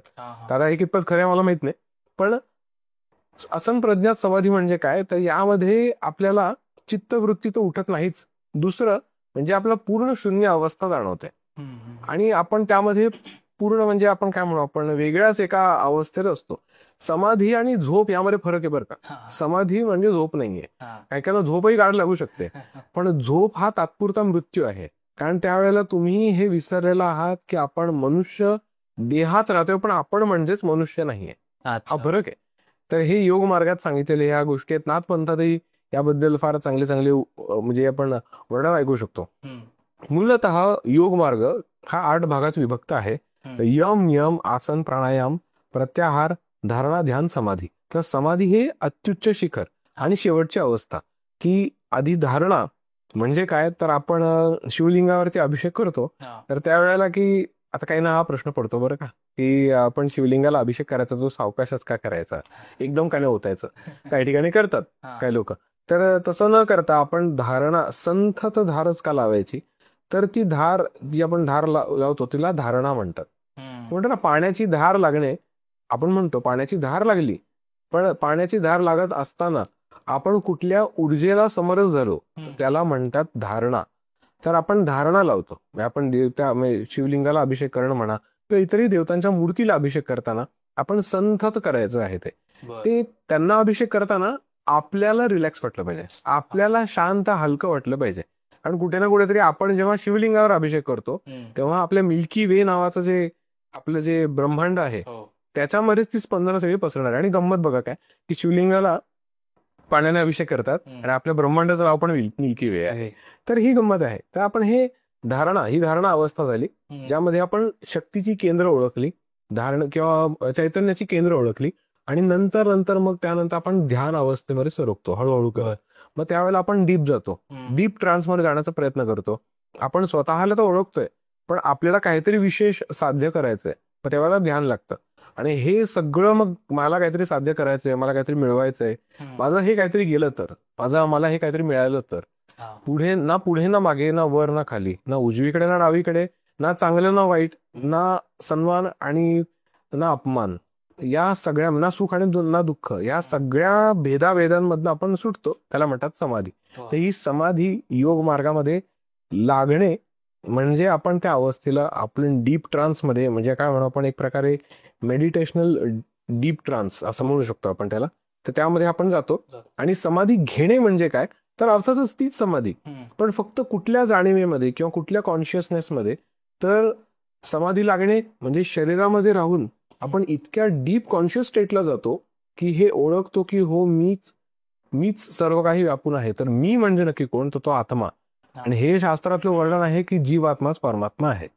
अनेक अनेक तुम्ही संतांच्या दाखले की त्यांचे चरित्र वाचलं तर तुम्हाला एक लक्षात येईल की प्रत्येक संतांनी त्यांच्या आराध्याचं वर्णन केलंय, गुणगान त्यांनी सांगितलंय. शेवट मात्र त्यांनी ही अनुभवलं की ती सायुज्यता, की मी आणि माझं आराध्य वेगळं नाही. आणि नंतर ते थेट त्यांनी हे दाखले आलेले आहेत प्रत्येकाचे, कारण त्यांची ती अवस्था होती की अहम ब्रह्मास्मी म्हणतो ना आपण, ते जे पंचमहावाक्य जे आपण आदि शंकराचार्यांकडनं ऐकले, तर अहम ब्रह्मास्मी म्हणजे मीच तो परब्रह्म आहे. तर ती अनुभूती म्हणजे आपण समाधी असं त्याला म्हणतो. तर या सगळ्या आता अनुभूती आहेतच. अष्टांग योग बद्दल मी सांगितलं. या व्यतिरिक्त देखील पृथ्वी आपण या सगळ्या ग्रंथांबद्दल आपण जे म्हणलो की गुरु लीलामृत, गुरु लीलामृतामध्ये बरेचसे असे योग मार्गासंबंधित देखील काही वर्णन आहे. म्हणजे जसं तुम्ही म्हणाला समाधी, असं अजूनही काय काय आहेत. म्हणजे बघा, या समाधीचं मी सांगितलं. आता पंचमहाभूतात्मक शरीर, तर आपण हे ऐकलंय की आपण हे शरीर जे आहे ह्या पंचमहाभूतात्मक आहे. पंचमहाभूत यामध्ये आहेत. तर पंचमहाभूत म्हणजे कोणते कोणते? आकाश, आता इकडे आपण बोटांनुसार जाऊ. आता इकडे बोटांमध्ये पण पंचमहाभूत आहेत. हे आकाश तत्व, इकडं वायू तत्व, इकडे अग्नी तत्व, वायू तत्व, आकाश तत्व, पृथ्वी तत्व आणि जलतत्व. हे आकाश तत्व सगळ्यात मोठं आहे, सगळ्याला व्यापून आहे सगळ्यात, त्यामुळे सगळ्यात मोठं हे आहे. आणि मोस्ट पॉवरफुल म्हटलं तर सगळ्यांची अनुभूती घेताना सगळ्यात मोस्ट पॉवरफुल काय जाणवत होतं? अग्नी जाणवतो. त्यामुळे हे स्ट्रॉंग बोट आहे आपलं. मोस्ट ऍक्टिव्ह काय आहे? तर वायू तत्व. वायू सगळ्यात ऍक्टिव्ह आहे सगळ्यात, त्यामुळे हे बोट सगळ्यात ऍक्टिव्ह आहे आपलं. करेक्ट. सगळ्यात जड काय आहे? तर पृथ्वी तत्व. त्यामुळे हे बोट आपलं जड आहे, सगळ्यात जड. आणि सगळ्यात चलन किंवा जलद किंवा सगळ्यात फ्लेक्झिबल कुठलं बोट आहे? हे करंगळी. त्यामुळे हे तत्व यामध्ये विभक्त होतं आपले, की अग्नी, वायू, आकाश, पृथ्वी आणि जल. तर या पद्धतीनुसार आपण शरीरामध्ये याची विभक्ती कशी आहे? तर शरीरामध्ये आकाश तत्व 6% आहे. सेम त्याच प्रपोर्शन मध्ये वायू तत्व पण 6% आहे. अग्नी तत्व 4% आहे. आणि शाळेत आपण शिकत असताना आपल्याला नक्कीच माहिती आहे की आपण बॉडीमध्ये वॉटर लेवल किती आहे? 72% ती आहेच आहे. आणि गंमत बघा की वॉटर लेवललाच कोरिलेव्हंट आपण एक प्रकारे काय म्हणू, आपण त्याचा रिलेव्हन्स लागू शकतो की म्हणजे 72,000 सूक्ष्म नाड्या आहेत. या नाड्यांच्या ज्या ग्रंथी आहेत यांना देखील पाण्याचा स्पर्श लागतो. आपल्या शरीरामध्ये 72% पाणी आहे. आणि पृथ्वी तत्व किती आहे? ते 12%. तर अशा प्रकारे 100% मधली ही सगळी विभक्ती आहे. ते इतकं आपल्या बॉडीमध्ये हे प्रमाण आहे. हे मी प्रमाण ग्रंथांमध्ये दिले नाही, पण मी जस्ट सांगितलं. पण पंचमहाभूतात्मक शरीर आहे याबद्दलचे दाखले येतात. आत्मा निरुपाधिक आहे आणि निश्चल आहे याचं वर्णन येतं. आत्म्याला कुठल्याही प्रकारची उपमा द्यायची गरज नाही, कारण आत्म्याने सर्व काही व्यापलेलं आहे. आत्माच सर्व काही आहे. तर अध्यात्म म्हणजे काय? अध्य आत्मनः, म्हणजे त्याला आत्मा म्हणतात. की हे जे काही मी बोललो आहे या सगळ्याचा अर्थ होतो की अध्य म्हणजे हे, आत्मनः म्हणजे हे आत्मा आहे, यालाच अध्यात्म म्हणतात. तर याची अनुभूती आपण घेतो. तर त्याला उपमा द्यायची गरज नाही. तो आपण निरुपाधिक आहे, त्याला उपाधी द्यायची गरज नाही. त्याला उपाधी किंवा हा आत्मा मोठा हा छोटा असं नाही होत. आत्मा हा आत्माच आहे. उपाधी तो निश्चल आहे. तो आता तुम्ही काही शिवलिंग किंवा काही मूर्त्या तुम्ही पाहिल्या असतील, यामध्ये 2 प्रकार आहेत की त्यांची प्राणप्रतिष्ठा झाली, स्थापना झाली की चल आणि अचल असे 2 प्रकार असतात. काही पादुका देखील असतात. देवतांच्या पादुका दगडी असतील काही ठिकाणी, तर त्या अशा असतात की त्या अचल असतात, की ज्या हलणार नाही, त्या आता कायम त्या तिकडेच राहणार. आणि काही पादुका किंवा काही शिवलिंग असतात की ते चल असतात. चल म्हणजे तुम्ही उचलून ते दुसरीकडे नेऊ शकता. चल आणि अचल असे 2 प्रकार झाले. तर त्याच या 2 प्रकारांना नीट आपण समजून घेऊ की जरी समजा आपण म्हणालो की ज्या निश्चल आहेत तर ते हलणार नाही, पण कुठे ना कुठेतरी पृथ्वी पण हलतीये, बरोबर ना? तर आपण असं म्हणणार नाही की ते हललं, पण पृथ्वी हलतीये त्यामुळे त्यांची मुवमेंट होती असं म्हणू शकतो. आणि जे चल आहेत त्यांचा प्रश्नच आहे, ते हलू शकतात, मोठाईला आहेत इकडे. तर आत्म्याने सगळं काही व्यापलंय, म्हणजे अगदी हे अनंत कोटी ब्रह्मांड देखील त्याच्या आत आहेत. कारण मी ही उपमा देतोय ती म्हणजे अर्थातच शास्त्राच्या या आधाराला धरून की जीवात्माच परमात्मा आहे. त्यामुळे आत्मा जो जरी वारंवार अवतरित होत असला किंवा जन्म घेत असला तरी देखील तो ह्या सगळ्या अनुभूती घेत असताना या शरीराच्या आत जरी असला तरी बाह्य अनुभूती देखील त्याला घेता येऊ शकतात आणि त्याने सगळं काही व्यापलेलं आहे. अर्थातच सगळं व्यापलेलं आहे हे. तर या सगळ्या गोष्टी आपण समजून घेतो. हे ग्रंथामध्ये दिलेलं आहे. अजून अष्टांग योग बद्दल मी सांगितलं. सप्त द्रव्य किंवा सप्त धातू याबद्दल एक वर्णन येतं. सप्त द्रव्य किंवा सप्त धातू आपण शांतपणे समजून घेऊ की आपण जे अन्न ग्रहण करतो ते अन्न असतं. आपण तो पदार्थ असतो, तो अन्न ग्रहण केला, तो ग्रहण केल्यानंतर त्याचं रूपांतर होतं रसामध्ये, रस होतो. रसाचं रूपांतर होतं रक्तामध्ये, रक्ताचं रूपांतर होतं स्नायूंमध्ये किंवा ज्याला मांस म्हणतात का जण, मांस किंवा स्नायू यांचं रूपांतर होतं मेदमध्ये, मेदाचं रूपांतर होतं अस्थीमध्ये, अस्थीचं मज्जातंतू आणि मज्जातंतूचं शुक्राणूमध्ये. तर अशा प्रकारे सप्तद्रव्य किंवा काय आपण सप्तधातू याला म्हणतात. की म्हणजे आता थोडं इंग्लिशमध्ये जर आपण समजायचं म्हटलं तर रस ज्याला प्लाझ्मा म्हणतात किंवा आपण द्रव्य म्हणतो आपण प्लाझ्मा, रस रक्त म्हणजे ब्लड, मांस किंवा स्नायू म्हणजे मसल्स, मेद म्हणजे फॅट्स आणि काही ठिकाणी वेगळा पण उल्लेख येतो याचा. आणि मग अस्थी म्हणजे हाडं, मज्जातंतू म्हणजे आपल्या बॅकबोन मधून जे फिरणारे तंतू असतात ते, आणि मग शुक्राणू म्हणजे स्पर्म. तर अशा प्रकारे एवढ्या सप्त धातूंमधनं जातो. तर मग या सगळ्या प्रकार याबद्दलही मी त्याचं गुरु लीलामृतांमध्ये याचं वर्णन येतं. दशेंद्रियांबद्दल वर्णन येतं. दशेंद्रिय म्हणजे काय तर पंच ज्ञानेंद्रिय आणि पंच कर्मेंद्रिय. पंच ज्ञानेंद्रिय कर्मेंद्रियांबद्दल देखील आपण एका पॉडकास्टमध्ये बोललो. तर याचं वर्णन येतं. दशद्वार अजून एक वर्णन येतं. दशद्वार म्हणजे काय तर आता यामध्ये अनेक लोकांची वेगवेगळी मतं येतात. दशद्वार काय, जसं एखादा फुगा आपण फुगवला आणि त्याची गाठ आपण बांधली तर मग ती हवा बाहेर पडणार नाही आणि मग वेळ पडलं की ती हवा बाहेर पडली. सेम त्याच पद्धतीने शरीर जर एक फुगा आहे असं आपण इमॅजिन केलं या शेपचा, तर त्याची गाठ जी आहे प्राणशक्तीची गाठ ही नाभीला बांधलेली आहे. त्यामुळेच हंसयोग प्रक्रियेमध्ये किंवा सोहम मध्ये नाभी चक्राला फार महत्व दिले गेलेलं आहे. तर नाभी जे आहे इथे अनेक सूक्ष्म नाड्यांचे एक केंद्र किंवा जंक्शन आहे असं म्हणू शकतो आपण. तर ते देखील एक द्वार आहे प्राणाचं. तर असे टोटल द्वार किती, मलमूत्रस्थान ही 2, नाभी हे 3, अजून मुख हे 4 झालं, कानांचे 2 द्वार हे 6 झाले, नाकाचे 2 छिद्र हे 8 झाले. आणि काही ठिकाणी आता असं होतं की काही ठिकाणी 2 डोळ्यांचे इथे हे जे 2 बिळं आहेत यांना 2 स्थानं दिलेली आहेत. आणि काही ठिकाणी दशद्वार न करता काही ठिकाणी नवमद्वार असं म्हणतात. पण डोळ्यांच्या स्थानांना इन्क्लूड न करता थेट इथे ब्रह्मरंध्र नावाचा स्पॉट येतो. इथलं याबद्दलचं वर्णन येतं. याबद्दल देखील गुरु लीलामृतामध्ये वर्णन आहे की गुदद्वारापासून ब्रह्मरंध्रापर्यंतचं स्थान, मग यामध्ये इतर योग मार्गांचे कसे संबंध येतात. गुदद्वार म्हणजे 2 पायांच्या मधला भाग ज्याला शिवणी म्हणतो आपण, तो भाग. तिथून ते ब्रह्मरंध्रापर्यंत जाणारी ऊर्जा कोणती तर कुंडलिनी. तर कुंडलिनीचे 2 मार्ग आहेत. एक हंसयोग मार्ग किंवा सोहम मार्ग म्हणतात आणि दुसरा हठयोग मार्ग किंवा त्याला पाठकणा म्हणतात, मेरुदंड. तर या 2ही मार्गांमधनं कुंडलिनी जाते. यालाच योग मार्गामध्ये पूर्व पश्चिम म्हणतो आम्ही, पूर्व मार्ग आणि पश्चिम मार्ग. तर याबद्दल देखील वर्णन आपण गुरु लीलामृतांमध्ये बघतो. म्हणजे आता जसं तुम्ही समाधीचा उल्लेख केला म्हणून म्हणतो की जे योग मार्गामध्ये इंटरेस्टेड असतील त्यांनाही खूप छान वाटेल, पण पेशन्स ठेवून तुम्ही या सगळ्याचं अध्ययन करा, तुम्हाला आवडेल नक्की. 4 देहांबद्दल यामध्ये वर्णन येतं. अजून मर्मस्थळ किंवा ज्याला मागेच एकदा आपलं एका पॉडकास्टमध्ये विषय झाला, मर्मस्थळ म्हणजे ॲक्युप्रेशर आणि ॲक्युपंक्चर पॉइंट्स, याबद्दल देखील त्यामध्ये वर्णन येतं. योग मार्गाचा विषय निघालाय त्यावरून मला एक प्रसंग आठवला म्हणून पटकन सांगतो.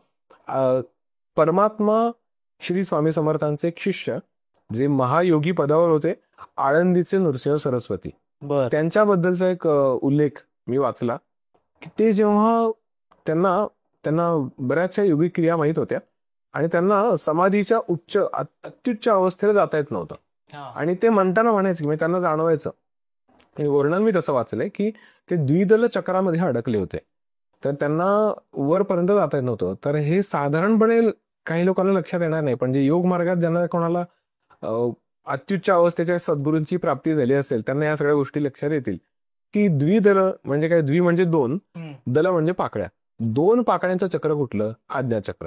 तर याला इथे जे बीज देखील आहे हम आणि क्षम, तर हे बीज तर द्विदल चक्रामध्ये ते अडकले, म्हणजे त्यांना समाधीवर सरकावता येत नव्हती. तर मग ते अक्कलकोटमध्ये स्वामींच्या दर्शनासाठी गेले. तिकडे स्वामी निवांत अवस्थेत तिकडे शेषशाही मुद्रेमध्ये महाविष्णूंप्रमाणे होते. आणि ते जेव्हा आळंदीचे नृसिंह सरस्वती हे परमात्मा स्वामींच्या दर्शनासाठी आले, तर उमऱ्यात असतानाच स्वामींनी त्यांच्याकडे न बघता काही श्लोक म्हटले, श्लोकांचं काही उच्चारण त्यांनी केलं. ते श्लोकांचं उच्चारण त्यांनी केवळ, म्हणजे काय गंमत असेल बघा, की आपल्या सद्गुरू, म्हणजे त्यांना हे देखील माहित होतं की स्वामी त्यांचे सद्गुरू आहेत. तर आपल्या सद्गुरूच्या मुखातून निघालेले श्लोक त्यांच्या कानी पडले आणि त्यांना तिथले तिथे समाधी लागली.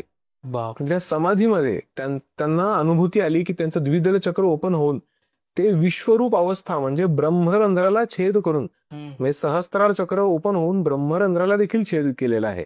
आणि मग त्यांना म्हणजे पूर्ण ब्रह्मत्व किंवा पूर्ण अवस्था, पूर्णानंद अवस्था की त्यांना प्राप्त झाली. की मी यासाठी सांगितलं की मग आपला जे दशद्वाराचा जर उल्लेख झाला, तर इथे आपल्याला ब्रह्मरंध्र नावाचा एक छोटासा, म्हणजे मी कसं सांगू तुम्हाला, की खसखस जेवढी असतं ना, खसखसीचा एक दाणा असतो, तेवढूचा दाणा असलेला एक ब्रह्मरंध्राचा एक पॉइंट असतो. तर त्याला छेद गेला की त्यानंतर इथून आपल्यामध्ये असं जाणवतं की इकडून आपला गार वारं जाणवतं पूर्णपणे. तर ते जाणवल्यानंतर आपला समाधी अवस्था इझिली आपल्याला प्राप्त करता येते. बरं, आणि असं नाहीये की ते झालं म्हणजे पूर्ण तो शेवटच झाला. आपल्याला ती मेंटेन ठेवावी लागते. कधीही अध्यात्म असो, नाहीतर आपल्या कुठल्या प्रोफेशन मधला पार्ट असो, नाहीतर अगदी कुठल्या विद्या असो, नाहीतर अभ्यास असो, आपल्याला ते शिकत जाणं वाचन करणं हे सगळं आपल्याला सोपं आहे. वर सरकणं सोपं आहे, पण वर अडकून म्हणजे तिकडं तिथून आपल्याला मेंटेन ठेवणं ही खूप गोष्ट अवघड आहे. तर याबद्दलचे वर्णन आपल्याला सापडतात नक्कीच. दादा, खरंच तुम्ही एवढे छान समजून सांगताय. आणि आता सगळ्यांच्या आवडीचा विषय तो म्हणजे लीला. तर स्वामी समर्थांच्या लीला प्लीज आम्हाला सांगा. नक्कीच. आता माझाही खूप आवडता विषय सुरू झालाय आणि मी आता खूप या बाबतीत तयारीत आहे. आणि मी तयारीत म्हणण्यापेक्षा अर्थात परमात्मा स्वामींनी साधन केलंच आहे, पण यामध्ये मी एक गोष्टीची काळजी घेतोय की एकही लीला जी मला आवडलेली आहे ती माझ्याकडनं मिस होऊ नये, म्हणून मी अगदी त्याचे पॉइंट लिहून आणलेले. तर त्या पद्धतीने जबाब दे की एकही मला मिस करायचं नाही. जसं पॉडकास्टच्या सुरुवातीला मी सांगितलं की बघणारे जे कोणी प्रेक्षक आहेत, जे ऐकणारे आहेत, तर त्यांना देखील असं वाटावं की तुम्ही अर्थात ते जीवन जगताय आणि तुमच्या समक्ष हे सगळे लीला होत आहेत, असं तुम्ही इमॅजिन करत देखील बघत आणि ऐकत असाल. खूप चांगलं. परत मी हेच परमात्मा स्वामींना प्रार्थना करतो की या लीला तुम्ही ऐकत आणि बघत असताना तुम्हाला दर्शन व्हावं आणि तुमच्या सात्विक धर्मबद्ध इच्छा पूर्ण हो, अडचणी आणि व्याधी यांचे निवारण हो. आणि परत हेच की गुरु लीलामृत मधले काही अध्याय आणि त्यातले काही मी लीला सांगत आहे की ज्यामुळे तुम्हाला असं देखील हो की त्या ग्रंथाची फलश्रुती तुम्हाला प्राप्त हो, अशी मी प्रार्थना करतो. तर एक गोष्ट मी कॉमन सांगतो, परत काही रेफरन्सेस की श्रीपाद श्री वल्लभ चरित्रामृत, गुरुचरित्र, गुरु लीलामृत, यामध्ये अर्थातच आता एकच महाशक्ती आहे. बऱ्याच जणांचं मी बघतोय की कदाचित माहित आहे परमात्मा स्वामींची लीला असेल, पण लोक श्रीपाद श्री वल्लभ, नृसिंह सरस्वती आणि श्री स्वामी समर्थ यांना वेगळं समजतात. तर यांना सगळ्यांनाच माझं सांगणं आहे की हे एकच आहे बरं काय. हा एकच परमात्मा आहे की जो अर्धनारी नटेश्वर स्वरूपात आलेला आहे. श्री स्वामी समर्थांचे जे जे भक्त आहेत त्या सर्वांना मला सांगायचं आहे की आपण किती भाग्यवान आहोत.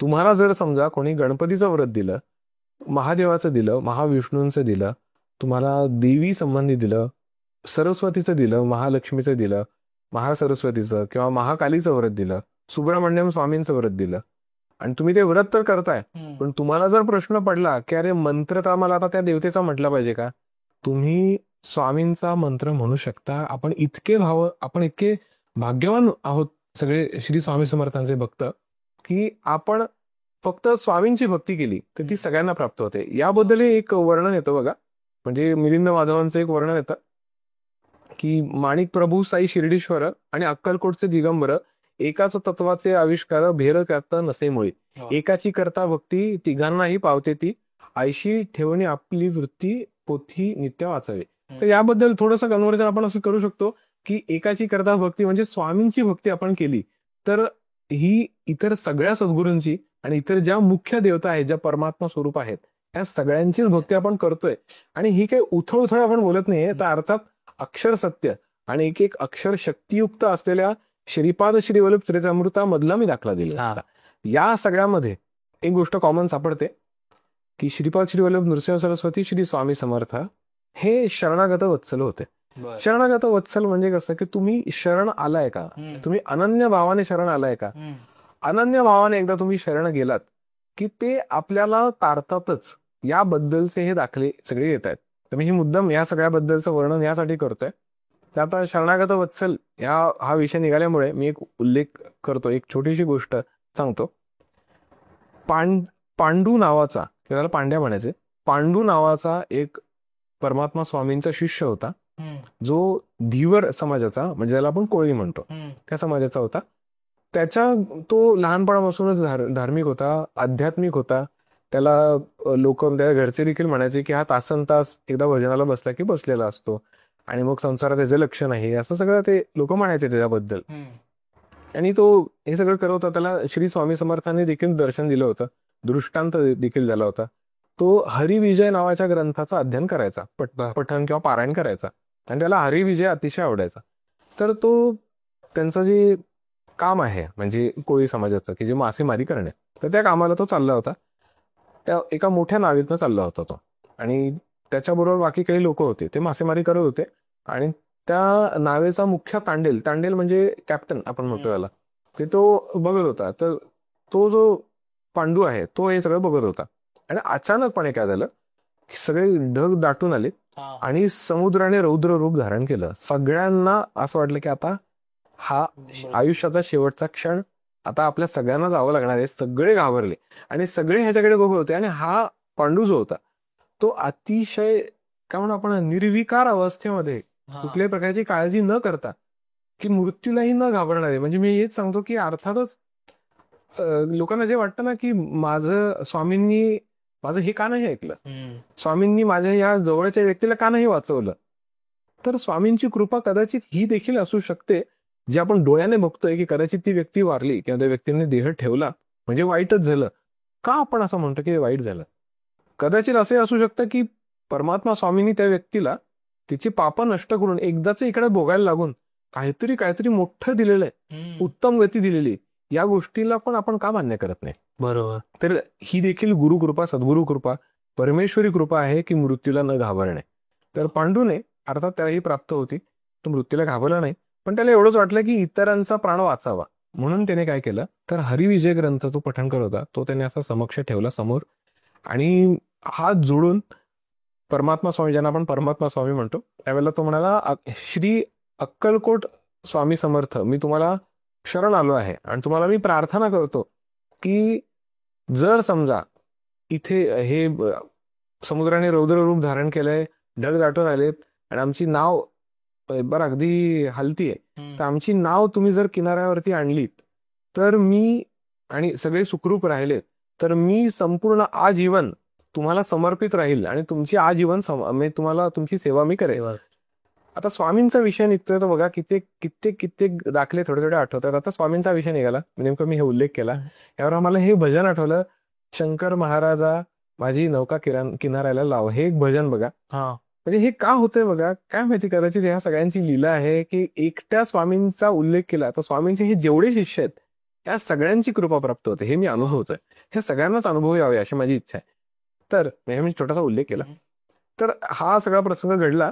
हे चालू होतं त्याच वेळेला श्री स्वामी समर्थ अक्कलकोटमध्ये होते, आणि अक्कलकोटमध्ये ते असे बोलता असे बसले होते, आणि बोलता अचानक उभे राहिले आणि म्हणायला लागले की अरे बघा तो पांडू बुडाला. आणि ते आता स्वामींना कोणी असा प्रश्न वगैरे विचारला जायचं नाही, आणि त्यांच्या अतर्क्या अगम्य अशा लीला होत्या. तर त्यांनी ती लीला करून दाखवली. आणि अर्थात मग त्यांनी असं दाखवलं की तो बुडतोय, तर त्यांनी असा हात वर केला आणि असं वाचवतात असं दाखवलं. मग त्याने वाचवलं, असं केलं. लोक बघत होते त्यावेळेस. ते जेव्हा खाली स्वामींनी हात खाली घेतला आणि ते बसले, तर त्यांच्या हातून पाणी पडलं, आणि त्यांच्या हातून जे पाणी पडलं ते देखील खारं होतं. बापरे. म्हणजे ही लीला एक किती, म्हणजे मी जे म्हणतो ना की, म्हणजे आता मी नाही म्हणत आहे, मला वाटतोय तसं. अजून एक गोष्ट जी मला अभिमान आहे या गोष्टीचा, की आदिगुरु संप्रदायामध्ये स्वामी शरणम, श्री गुरु शरणम का म्हणतो? शरणागती. एकदा काय कोणी असो आपण, पण आपण एकदा काय परमात्मा स्वामींसमक्ष शरण राहिलो, शरणागती पत्करली, तर ते शरणागत वत्सल होतात. ते शरण आलेल्याला अभयदान देतात. त्याचा हा लिटरल उदाहरण हे आहे माझ्या दृष्टीने. तर ते मी म्हणून त्यासाठी हा एक उल्लेख केला. म्हणजे मी आता बराच वेळ घेतो, पण मी आता सगळ्या ह्या लीला सांगताना मला असं वाटतंय की सगळ्यांनी शांतपणे पंचप्राण एकत्र करून ऐकावं. हिमालयातल्या आता आपण सगळ्या सुरू करू लीला. जेव्हा स्वामींनी श्री स्वामी समर्थ हा अवतार सुरू झाला, ते हिमालयात जेव्हा गेले, हिमालयातली खूप कमी लोकांनी त्यांच्या लीला ऐकल्या असतील, तो त्या आता मी सांगण्याचा प्रयत्न करतो. हिमालयात ते गेले तेव्हा ते तिबेट जो आहे तो आता चायनामध्ये, आणि तिबेटच्याही पलीकडचा एक भाग होता, त्यामध्ये हिमालयातलाच एक भाग, तिकडे बर्फ वगैरे सगळं होता. तिकडे एक चायनीज कपल आलं होतं, तिकडे चिनी दाम्पत्य. ते चिनी दाम्पत्य यांना त्यांचं ते सगळे वेशभूषा बघून आणि त्यांचं हे नाम, मग त्यांचं दिगंबर अवस्था, कमंडलू वगैरे सगळं बघून लोकांना ते हसायला लागले. त्यांना स्वामीने त्यांच्याकडे दुर्लक्ष केलं, त्यांना काही नाही बोलले स्वामी. आणि ही लीला नक्की स्वामींनी केली का प्रकृतीने केली हे मला माहित नाही, पण कदाचित परमात्म्याला हसले म्हणून कदाचित प्रकृतीने केली असावी किंवा स्वामींच्या संकल्पने. ते दाम्पत्य ते पुढे गेले, स्वामी पुढे गेले, आणि नंतर त्यांना लक्षात आलं की जी स्त्री होती ती पुरुष झाली आणि जो पुरुष होता तो स्त्री झाली. आणि मग त्या दोघांना लक्षात आलं की हे अचानक कसं घडलं. ते परत फिरले, मग त्यांना लक्षात आलं की आपण त्यांना हसलो म्हणून घडलं का. मग त्यांनी माफी मागितली. परत तेच शरणागत वत्सल, जो शरण आला स्वामी त्याला अभयदान देतात. परत ते पूर्ववत अवस्थेला गेले. या प्रसंगामुळे का होईना, त्यांच्या अहंकारामुळे म्हणा किंवा त्यांच्या त्या स्वभावामुळे म्हणू किंवा टिंगल करण्यामुळे काय म्हणू, पण त्यांना परमात्म्याची कृपा अनुभवायला मिळाली. किती म्हणजे काय म्हणू आपण, त्यांनी भाग्यवान लोक म्हणू. हिमालयातला अजून एक पुढचा किस्सा असा आहे की एक प्रसंग ज्यामध्ये ते आहे, सगळे कंटिन्युअस प्रसंग आहे हा सगळा. ते असे पुढे गेले, तिथे एका वटवृक्षाच्या इकडे ते थांबले होते. म्हणजे एका वृक्षाखाली, वटवृक्षाच असेल माहित नाही, पण एका वृक्षाखाली ते थांबले होते. एक हरणाचं पिल्लू पळत आलं आणि ते स्वतःला वाचवण्यासाठी पळत आलं आणि ते स्वामींच्या मागे लपलं. स्वामींच्या मागे इकडे तिकडे ते बघत बघत स्वतःला सावरत होतं. स्वामींच्या समक्ष मग शिकारी आले आणि ते शिकारी त्या हरणाचा शिकार करण्यासाठी आले होते. स्वामींनी अर्थात मग कशी मी सांगितलं शरणागत वत्सल, त्या हरणाला घेतलं आणि छातीशी धरलं आणि मांडीवर ठेवलं. तर ते शिकारी इतके उन्मत्त झाले होते की त्यांनी ठरवलं की आता हा माणूस गेला काय आपल्याला काय फरक पडतो, पण हरणाला मारायचंय. हरणावर निशाणा ठेवून त्यांनी स्वामींच्याही आरपार गोळी जावी ह्या हिशोबाने त्यांनी गोळ्या झाडल्या त्या लोकांनी. पण गोळ्या आरपार गेल्या, त्यांना इजा स्वामींना झाली, यांना हरणाला झाली. तर हे सगळं बघून ते शिकारी म्हणजे अवाक झाले आणि मग ते शरण आले स्वामींना, त्यांनी माफी मागितली आणि ते निघून गेले. तो हरिण देखील म्हणजे डोळ्यातनं, आता अर्थात ते मुक जनावर, डोळ्याने तो स्वामींचे आभार मानतच होता. स्वामी तुम्हाला सांगतो, परमात्मा स्वामी हे श्रीपाद श्री वल्लभ चरितामृतामध्ये पण उल्लेख येतो की ते वेळोवेळी दाखवून देतात की ते सद्गुरु रूप त्याने धारण केलंय. ते गुरुतत्व कसं आहे, तर गुरुतत्व धारण करून ते आले. म्हणजे सद्गुरु हा परमेश्वर आणि परमेश्वर हा सद्गुरु कसा असू शकतो ह्याचं परफेक्ट उदाहरण म्हणजे श्री स्वामी समर्थ. तर हे आपण अनुभवतो कसं, तर हे त्यांनी अनुभवलं. ते हरिण विसरलं होतं, पण स्वामींना सगळं लक्षात होतं. तो प्रसंग असा, स्वामी त्याला म्हणतात की अरे तू विसरलास मला. गाणगापूरला जेव्हा तू माझी सेवा करायचास तेव्हा गाणगापूरला मी तुला अनुग्रह केला, तू मला विसरून गेलास. मग हरणाला प्रश्न पडला की हे काय चाललंय. मग अर्थात मग त्यांनी सगळ्या त्यांच्या लीला धारण केल्या स्वामींनी. मग त्यांच्या शक्ती संपदेने त्याच्या डोक्यावर हात ठेवल्यानंतर त्याला पूर्वजन्म स्मृती झाल्या आणि मग त्याला ह्या लक्षात आल्या गोष्टी की मागील जन्मात काय होतं. मग त्या स्वामींचा हस्तस्पर्श डोक्यावर झाल्यामुळे, शिरस्थानावर झाल्यामुळे ते हरिण बोलायला लागलं.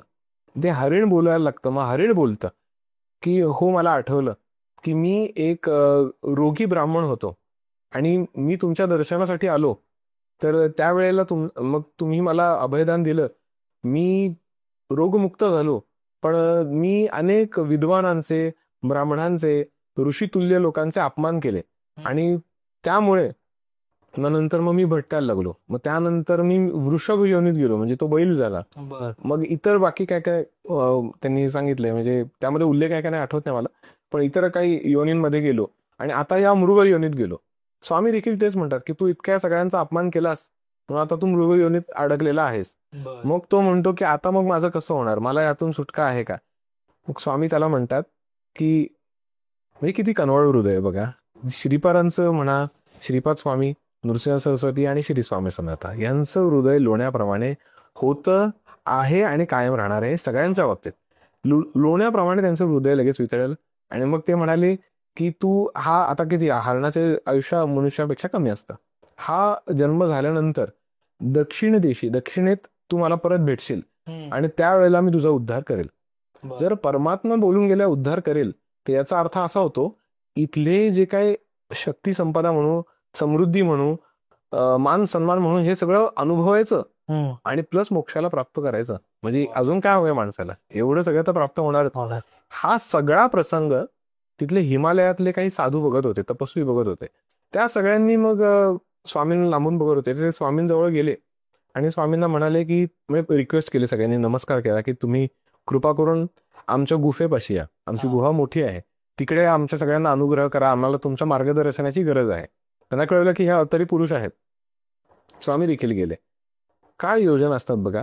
मनुष्याला वाटतं की मी बोलवलंय, मी आयोजित केलंय म्हणून सगळं चाललंय, पण नाही, यामध्ये देखील परमात्म्याची योजना असते.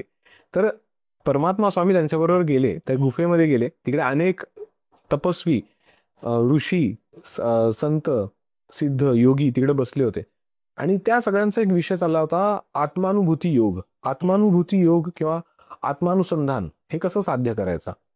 तर मग त्याबद्दल स्वामींनी त्यांना बरेच काय काय त्यांना वर्णन केलं, शिकवलं. आणि स्वामींनी एक वर्णन त्यामध्ये असं छान केलेलं आहे की अरे पुस्तका पलीकडे जायला शिका, असं त्यांना सांगितलं. आणि मग म्हणजेच अंतर्मुख व्हा.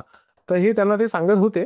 सांगत असताना अचानक स्वामी मान वळवून एका ठिकाणी बघतात, अंधाराच्या ठिकाणी, आणि मग म्हणतात की अहो महापंडित, तुम्ही तिकडे लपून काय ऐकताय आणि अंधारात काय ऐकताय, जरा उजेड्यात या. तर तिथून 2 वाघ येतात. हे वाघ त्या गुफेच्या जवळ राहत असतात, 2 वाघ, आणि ते सगळे शांतपणे ऐकत असतात. आणि ते आल्यानंतर मग स्वामी त्यांना म्हणतात की तुम्ही या, बसा.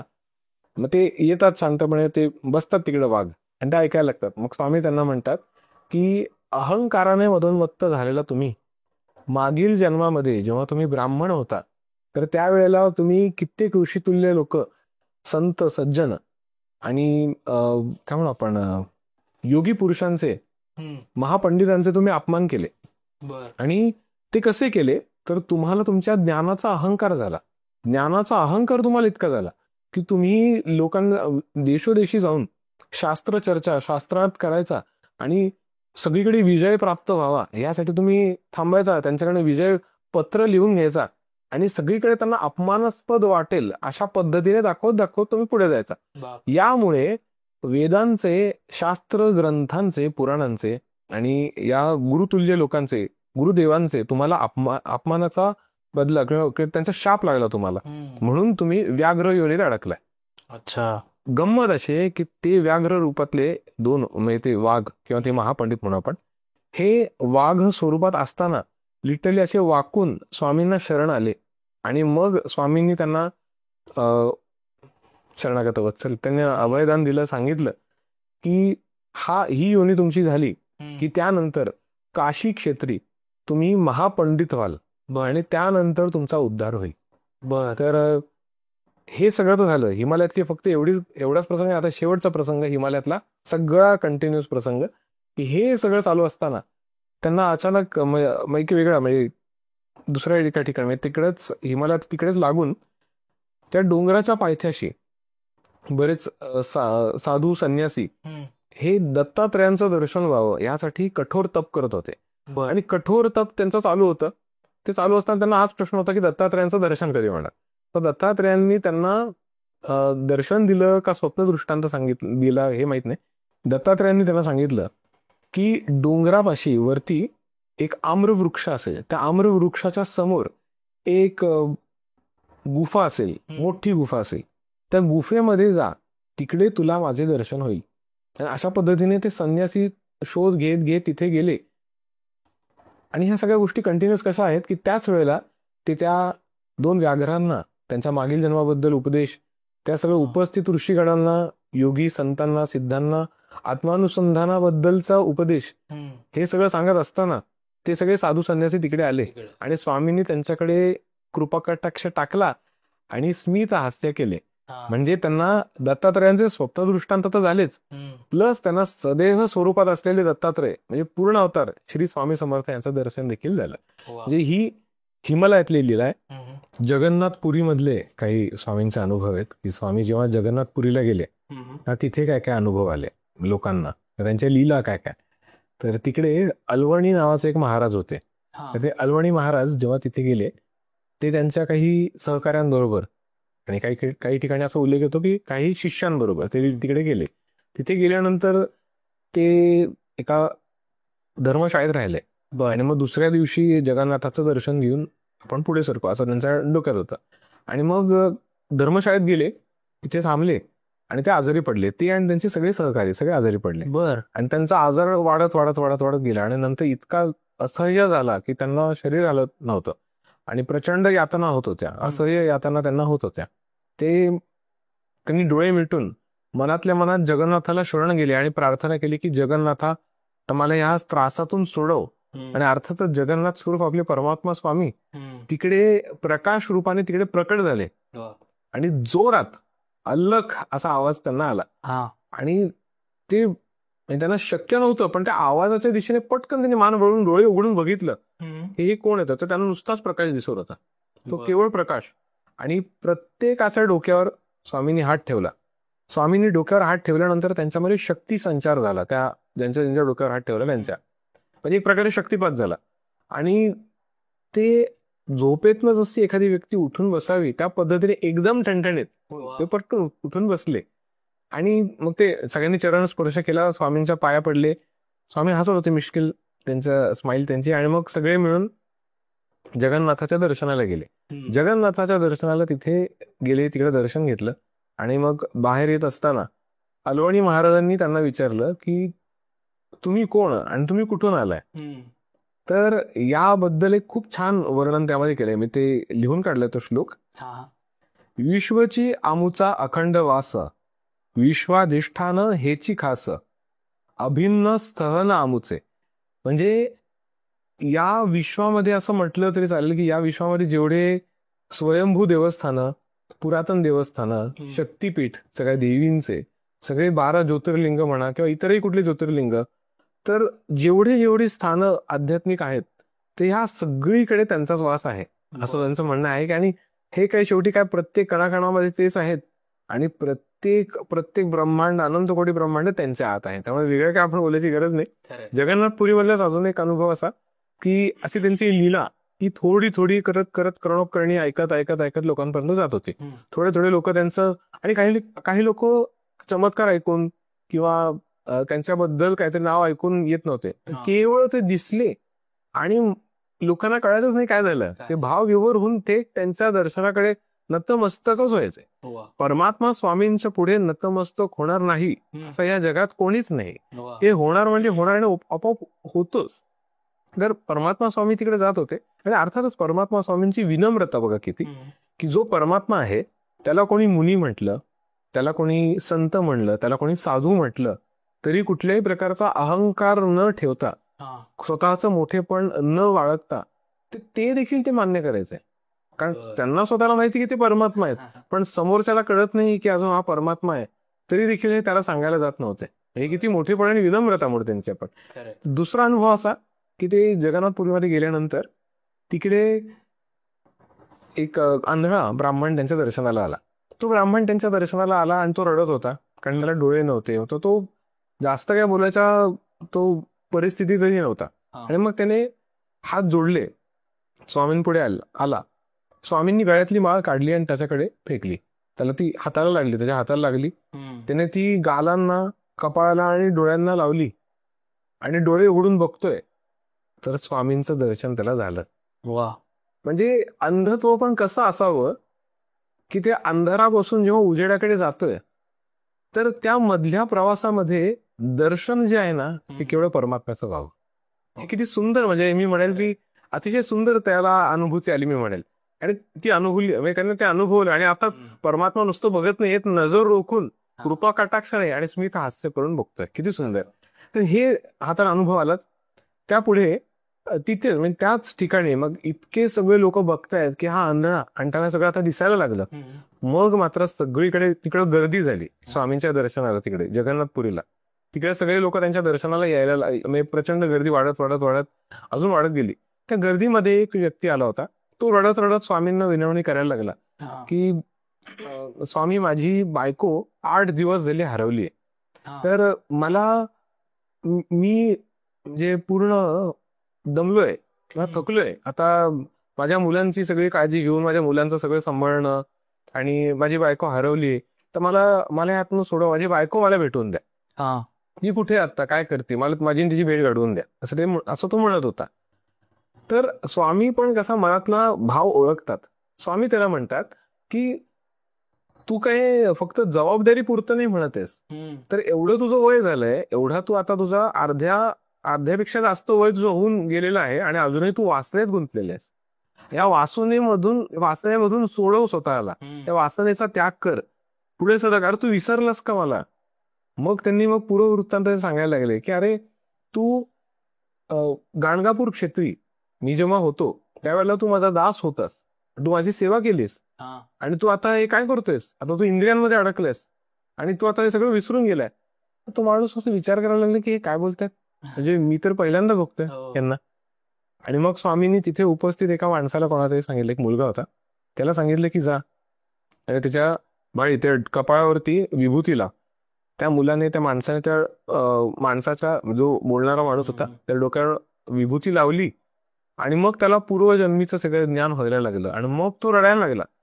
आणि त्याच दरम्यान मग त्याला वैराग्य देखील यायला लागलं, त्याच्या वासना कमी झाल्या, वासना क्षय त्याचा व्हायला लागला. आणि मग त्याच वेळेला त्याची बायको देखील भेटली. मग दोघेही उभयता, तो अक्षरशः असा पळत पळत जाऊन स्वामींच्या चरणांवर त्याने थेट लोटांगण घातलं. दोघेही उभयता तिथे भेटले. स्वामींना मग दोघांनीही प्रार्थना केली की आम्हाला मोक्ष द्या.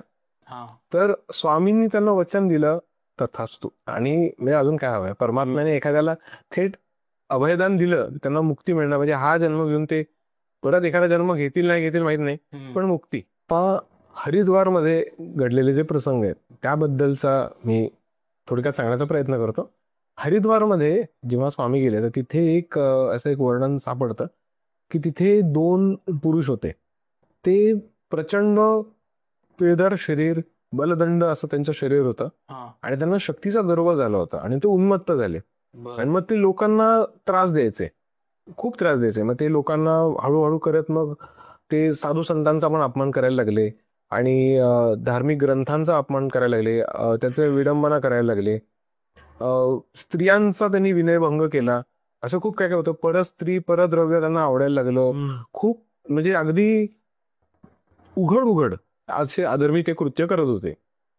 काही कालावधीनंतर त्यांना रक्तपिती झाली. रक्तपिती म्हणजे ब्लड लिकेज. ब्लड म्हणजे आपण एकेका स्पॉट म्हणून आपल्या शरीराच्या लीक व्हायला लागतं, आणि मग त्यानंतर रक्तपिती होत होत ते वाढत जातं. महारोग पण म्हणतात काय जण त्याला, किंवा कदाचित रक्तपिती वेगळा आणि महारोग वेगळा असू शकतं. महारोग त्यांना नंतर झाला. तर महारोग झाल्यानंतर मग ते एकदम उत्कृष्ट झाले. मग त्यांचा प्रॉब्लेम झाला, आणि त्यांचा इतका त्रास झाला की त्यांच्या घरच्यांनी देखील त्यांना हकललं. त्यांच्या घरच्यांनी त्यांना हकललं, आणि मग ते नंतर निघून गेले. मग ते गंगेकाठी ते बसलेले असायचे दोघे. एकदा काय झालं, स्वामी हरिद्वारला असताना ब्राह्मण भोजन तिथे एक माणूस घालत होता. ब्राह्मण भोजन घालत असताना स्वामी त्या ब्राह्मण भोजनामध्ये त्या पंक्तीत बसले होते. आणि बसलेले असताना त्यांना जे ताट त्यांच्या समक्ष वाढलं होतं, ताट वाढलेलं असताना ते असं अचानक एकाएकी असे विचार करत असताना एकदम उठले आणि चालत गंगेच्या दिशेने गेले, गंगेच्या काठी. तिकडे ते दोन जे आधीचे मल्ल ते मग कुष्ठरोगी तिकडे बसले होते. त्यांना स्वामींनी दोघांना चरणस्पर्श केला, दोघांनाही पायांनी स्पर्श केला, आणि एकाएकी अचानक जे बारीक झालेले त्यांचं रक्तपिती थांबली, आणि ते परत बलदंड झाले. आणि त्यांनी दोघांनी माफी मागितली त्यांना कदाचित ज्ञानोदय झाला आणि त्या अर्थातच परमात्म्याच्या स्पर्शाने काही होत नाही. तर ते त्यांना झालं आणि मग स्वामींची कृपा त्यांना लाभली. त्या दोघांनी अभयदान मागितलं, स्वामींनी अभयदान त्यांना दिलं. हे सगळं होत असताना तिकडे एक कुत्सित ब्राह्मण, तिकडे एक ब्राह्मण आला. तो कुत्सितपणे हसला आणि मग हे चालू असतानाच तो स्वामींना असंच त्यांना म्हणायला गेला की कोण तुम्ही आणि तुम्ही कुठून आला, असा तो असं कुत्सितपणे त्यांना विचारत होता. तर स्वामी त्याला म्हणाले की माझं राहू दे, आधी आपण तुझं बोलू, आधी मी तुझं सांगतो. तू पूर्वजन्मी, त्याने सांगितलं की पूर्व एका जन्मामध्ये तू हस्तिनापूरमध्ये राहायचास आणि हस्तिनापूरमध्ये असताना तू प्रचंड पाप केलीस. तू मद्यपान करायचास, मद्यधुंद अवस्थेत सगळीकडे फिरायचास, तू अर्थात ब्राह्मणांचे अपमान केले, तू साधू संतांचे अपमान केले, ग्रंथांचे अपमान केले, त्यांचे शाप लागले. परद्रव्य तू लुबाडायचास, परद्रव्याची लालसा तुला होती, परस्त्रीची तुला लालसा होती आणि अनेक परस्त्रियांबरोबर तू गमन केलेस. आणि असं करत करत मग तुला मग एकदा तू एका स्पॉट नंतर, मग एका कालावधीनंतर तू पकडला गेलास आणि मग तुला त्या गावातल्या लोकांनी देश निकाला केला, म्हणजे त्याला तडीपार केलं. तू परप्रांतात जाऊनही परत तीच कृत्य केलीस. तर तिथल्या परप्रांतातल्या लोकांनी तुझे नाक आणि डोळे फोडले, नाक डोळे फोडून तुला सोडलं. मग तू आक्रोश करत करत जायचास, तर तू नकळतपणे जंगलात गेलास आणि मग तिकडे हिंस्त्र पशूंनी तुला फाडून खाल्ले, काय थोडंफार खाल्लं आणि सोडून दिलं. मग तसा तू मेलास. असा तुझा प्राणत्याग झाल्यानंतर तुझ्या पापांमुळे तुला पक्ष्यांची योनी मिळाली. पक्ष्यांची योनी मिळून मग त्यातले तू काही जन्म घेतलेस आणि मग तुझी थोडीफार पुण्याई जी काही शेष राहिली होती, त्या पुण्याईमुळे तू परत आता ब्राह्मण कुळात जन्माला आलेला आहेस. पण ते म्हणतात ना की ते मागचे जे कर्म असतात किंवा मागचे जे संस्कार असतात ते सुटत नाहीत. तेच तुझ्या बाबतीत झालंय आणि आत्ताही तू परत तेच करतोयस. आत्ता अगदी कालचं जरी बोलायचं म्हटलं तरी अगदी काल रात्री कारण नसताना तू एका गाईला ठार मारलेस. बापरे, असं स्वामी त्याला म्हणाले. तर तो सगळं बघ आवा करायला, सगळं जनसमुदाय सगळं ऐकत होते सगळं बघ, ते जे काय बोलतात स्वामी आणि ते सगळं काय तो प्रसंग. तर त्यावेळेला उपस्थित जनसमुदायांना स्वामी म्हणाले की चला याच्या घरी जाऊ आपण. तर सगळे त्या माणसाच्या घरी गेले. तिथे गेल्यानंतर त्याची बायको, त्याची मुलं सगळे होते, ते बघत होते. आणि घराच्या पाठीमागच्या दिशेला स्वामी घेऊन गेले आणि म्हणाले बघा ही गाय ती जिवंत आहे का मृत आहे हे तुम्ही सांगा मला, असं ते म्हणाले. आणि मग ती मृत होती. सगळे मग त्या माणसाला दोष द्यायला लागले की तू गायीची हत्या केलीस आणि शिवाय ब्राह्मण कुळात येऊन. तर मग तो विनवणी करू लागला. तो शरण आला स्वामींना. शरणागत वत्सल स्वामी तिथे बसले. स्वामींची तिथे पाद्यपूजा केली. स्वामींच्या चरणांवरती उदक म्हणजे आपलं पाणी, त्यांच्या पाणी आणि काय म्हणतात तीर्थ आपण त्यांच्यावरती सोडलं. आता ते पाणी सोडलं ते त्यांच्या चरणांना लागून तीर्थ झालं. ते तीर्थ त्या ब्राह्मणाने हातात घेतलं आणि त्या गायीवरती शिंपडलं. ते शिंपडता क्षणी, म्हणजे करायचे ते स्वामींनीच सांगितलं, ते शिंपडता क्षणी ती गाय जसं झोपेतनं उठून उभे राहावी तशी ती उठून उभी राहिली. तर ही एक लीला आहे आणि अतिशय सुंदर लीला, म्हणजे मी म्हणेल की जगन्नाथपुरी मधली ही एक लीला झाली. आणि सगळे तिथे उपस्थित जनसमुदाय स्वामींना शरण गेला. सगळे त्यांचा जय जयकार करायला लागले, त्यांना नमन केलं, नमस्कार करून थांबले. सगळ्यांनी साष्टांग दंडवत घातले, त्या माणसाच्या घरच्यांनी पण, उपस्थित लोकांनी पण. आणि मग स्वामी म्हणाले आता राहिले उत्तर तुझ्या प्रश्नाचे. तर त्याचे उत्तर ऐक. आम्ही यजुर्वेदी ब्राह्मण, आमचे नाव नरसिंह भान, मूळ पुरुष वटवृक्ष स्थान, दत्तनगर निवासी हो, असं त्यांनी सांगितलं. तर हे उत्तर जेव्हा त्याने ऐकलं, मग त्याच्या डोळ्यात पाणी आलं. सगळ्यांनी उपस्थितांनी ऐकलं आणि ते तर पावन झालेच. त्यापुढे स्वामी गेले कृष्ण त्रिविक्रम या क्षेत्री. त्यापुढे स्वामी कृष्ण त्रिविक्रम या क्षेत्री गेले. कृष्ण त्रिविक्रम या ठिकाणी गेल्यानंतर तिकडे एक कुंड आहे, नारायण कुंड.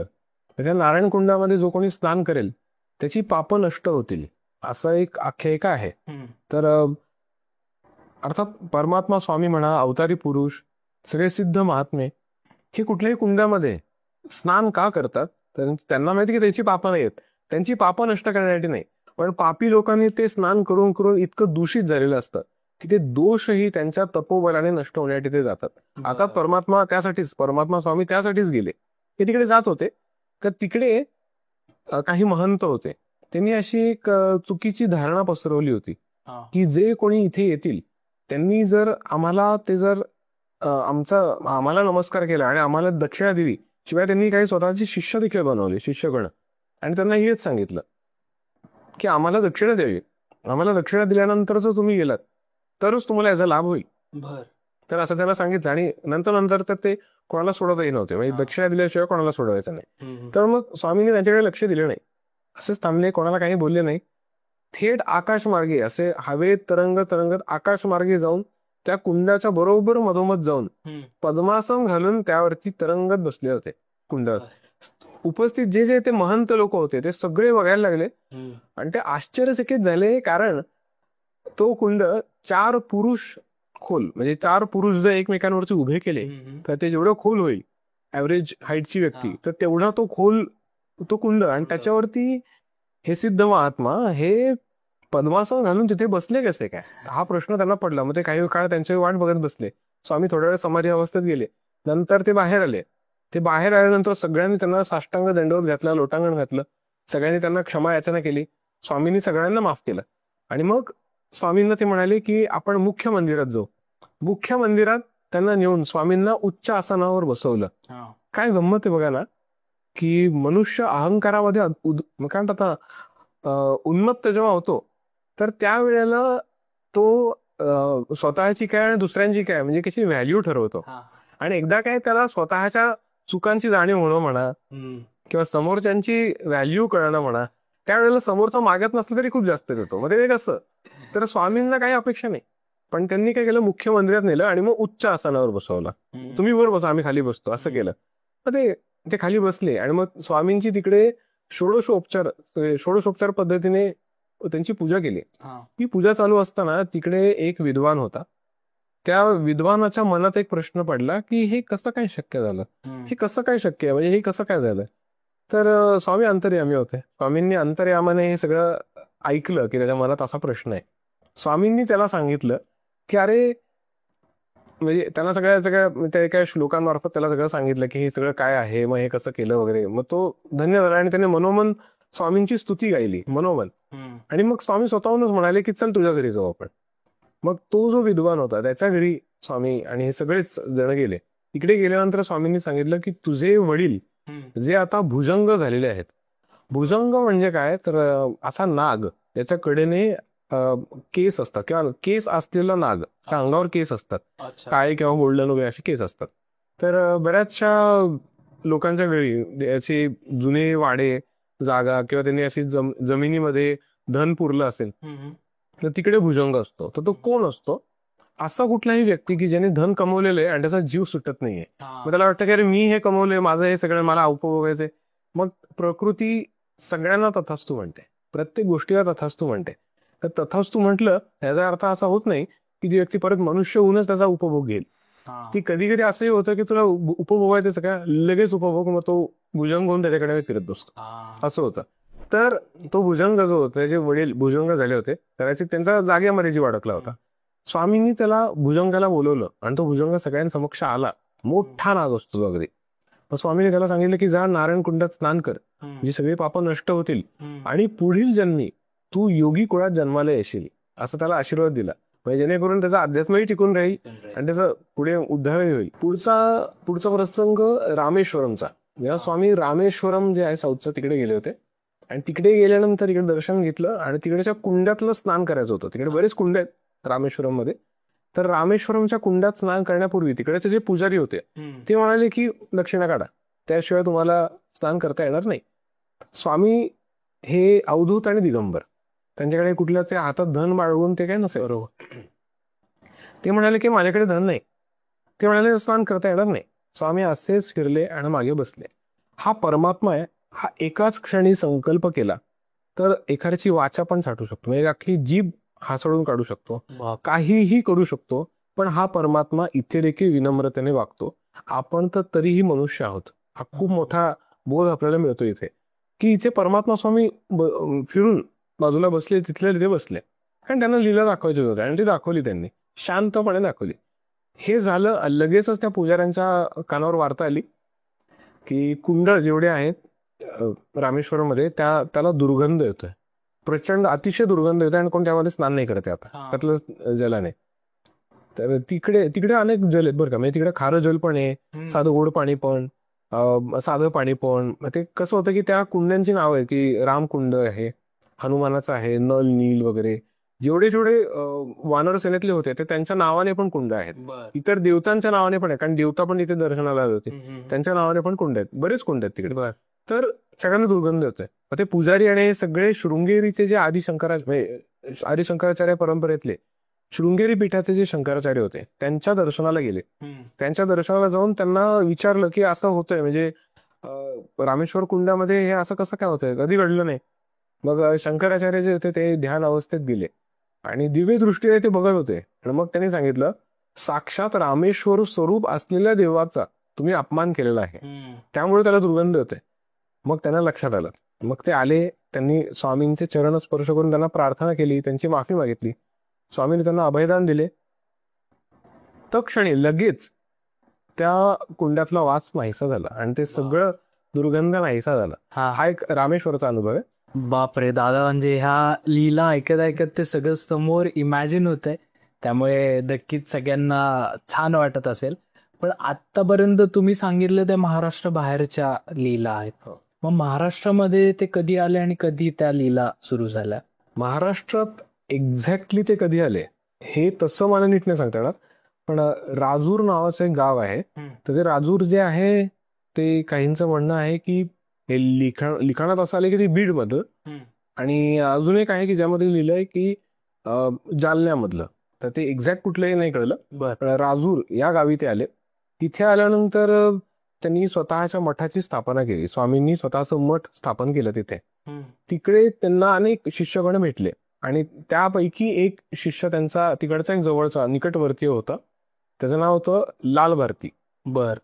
तो लाल भारती जो होता त्याच्यावरती स्वामींनी जबाबदारी टाकली की मठाची संपूर्ण जबाबदारी तू बघायची, तू सगळं बघायचं, हाताळायचं सगळं. तो हे सगळं बघत होता.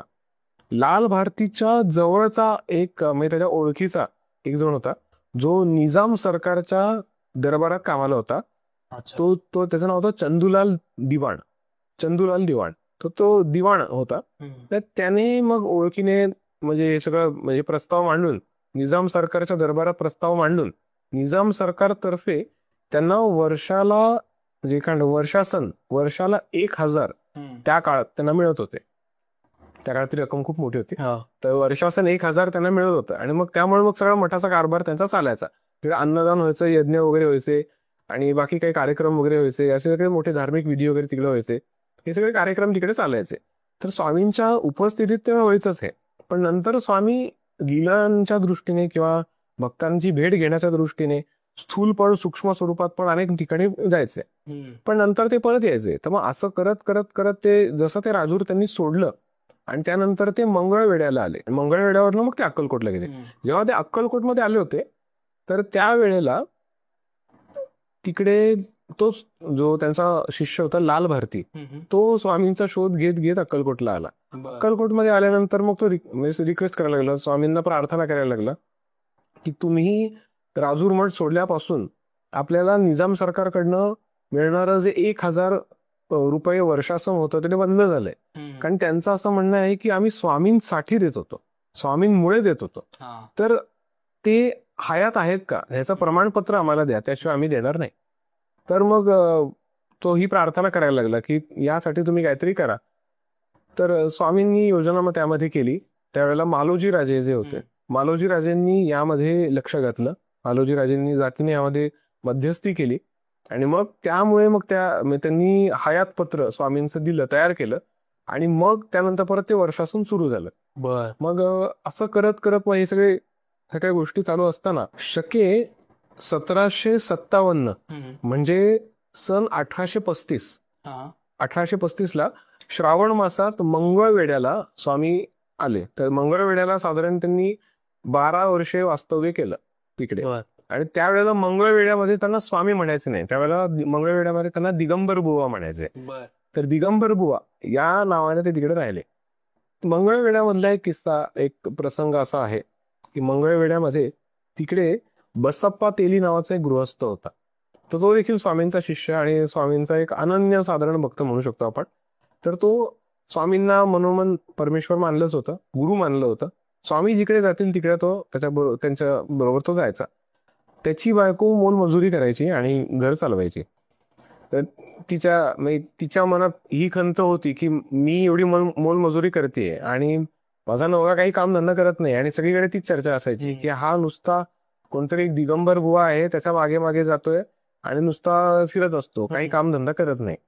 तर एक दिवशी असं झालं, श्री स्वामी समर्थांबरोबर तो फिरत असताना स्वामी त्याला एकदा अचानक म्हणाले की चल. तर ते एकदा जंगलाच्या दिशेने गेले. जंगलाच्या दिशेने गेल्यानंतर तिकडे आत गेले. संध्याकाळची वेळ होती. आत गेले, तसा तसा अंधार वाढत गेला.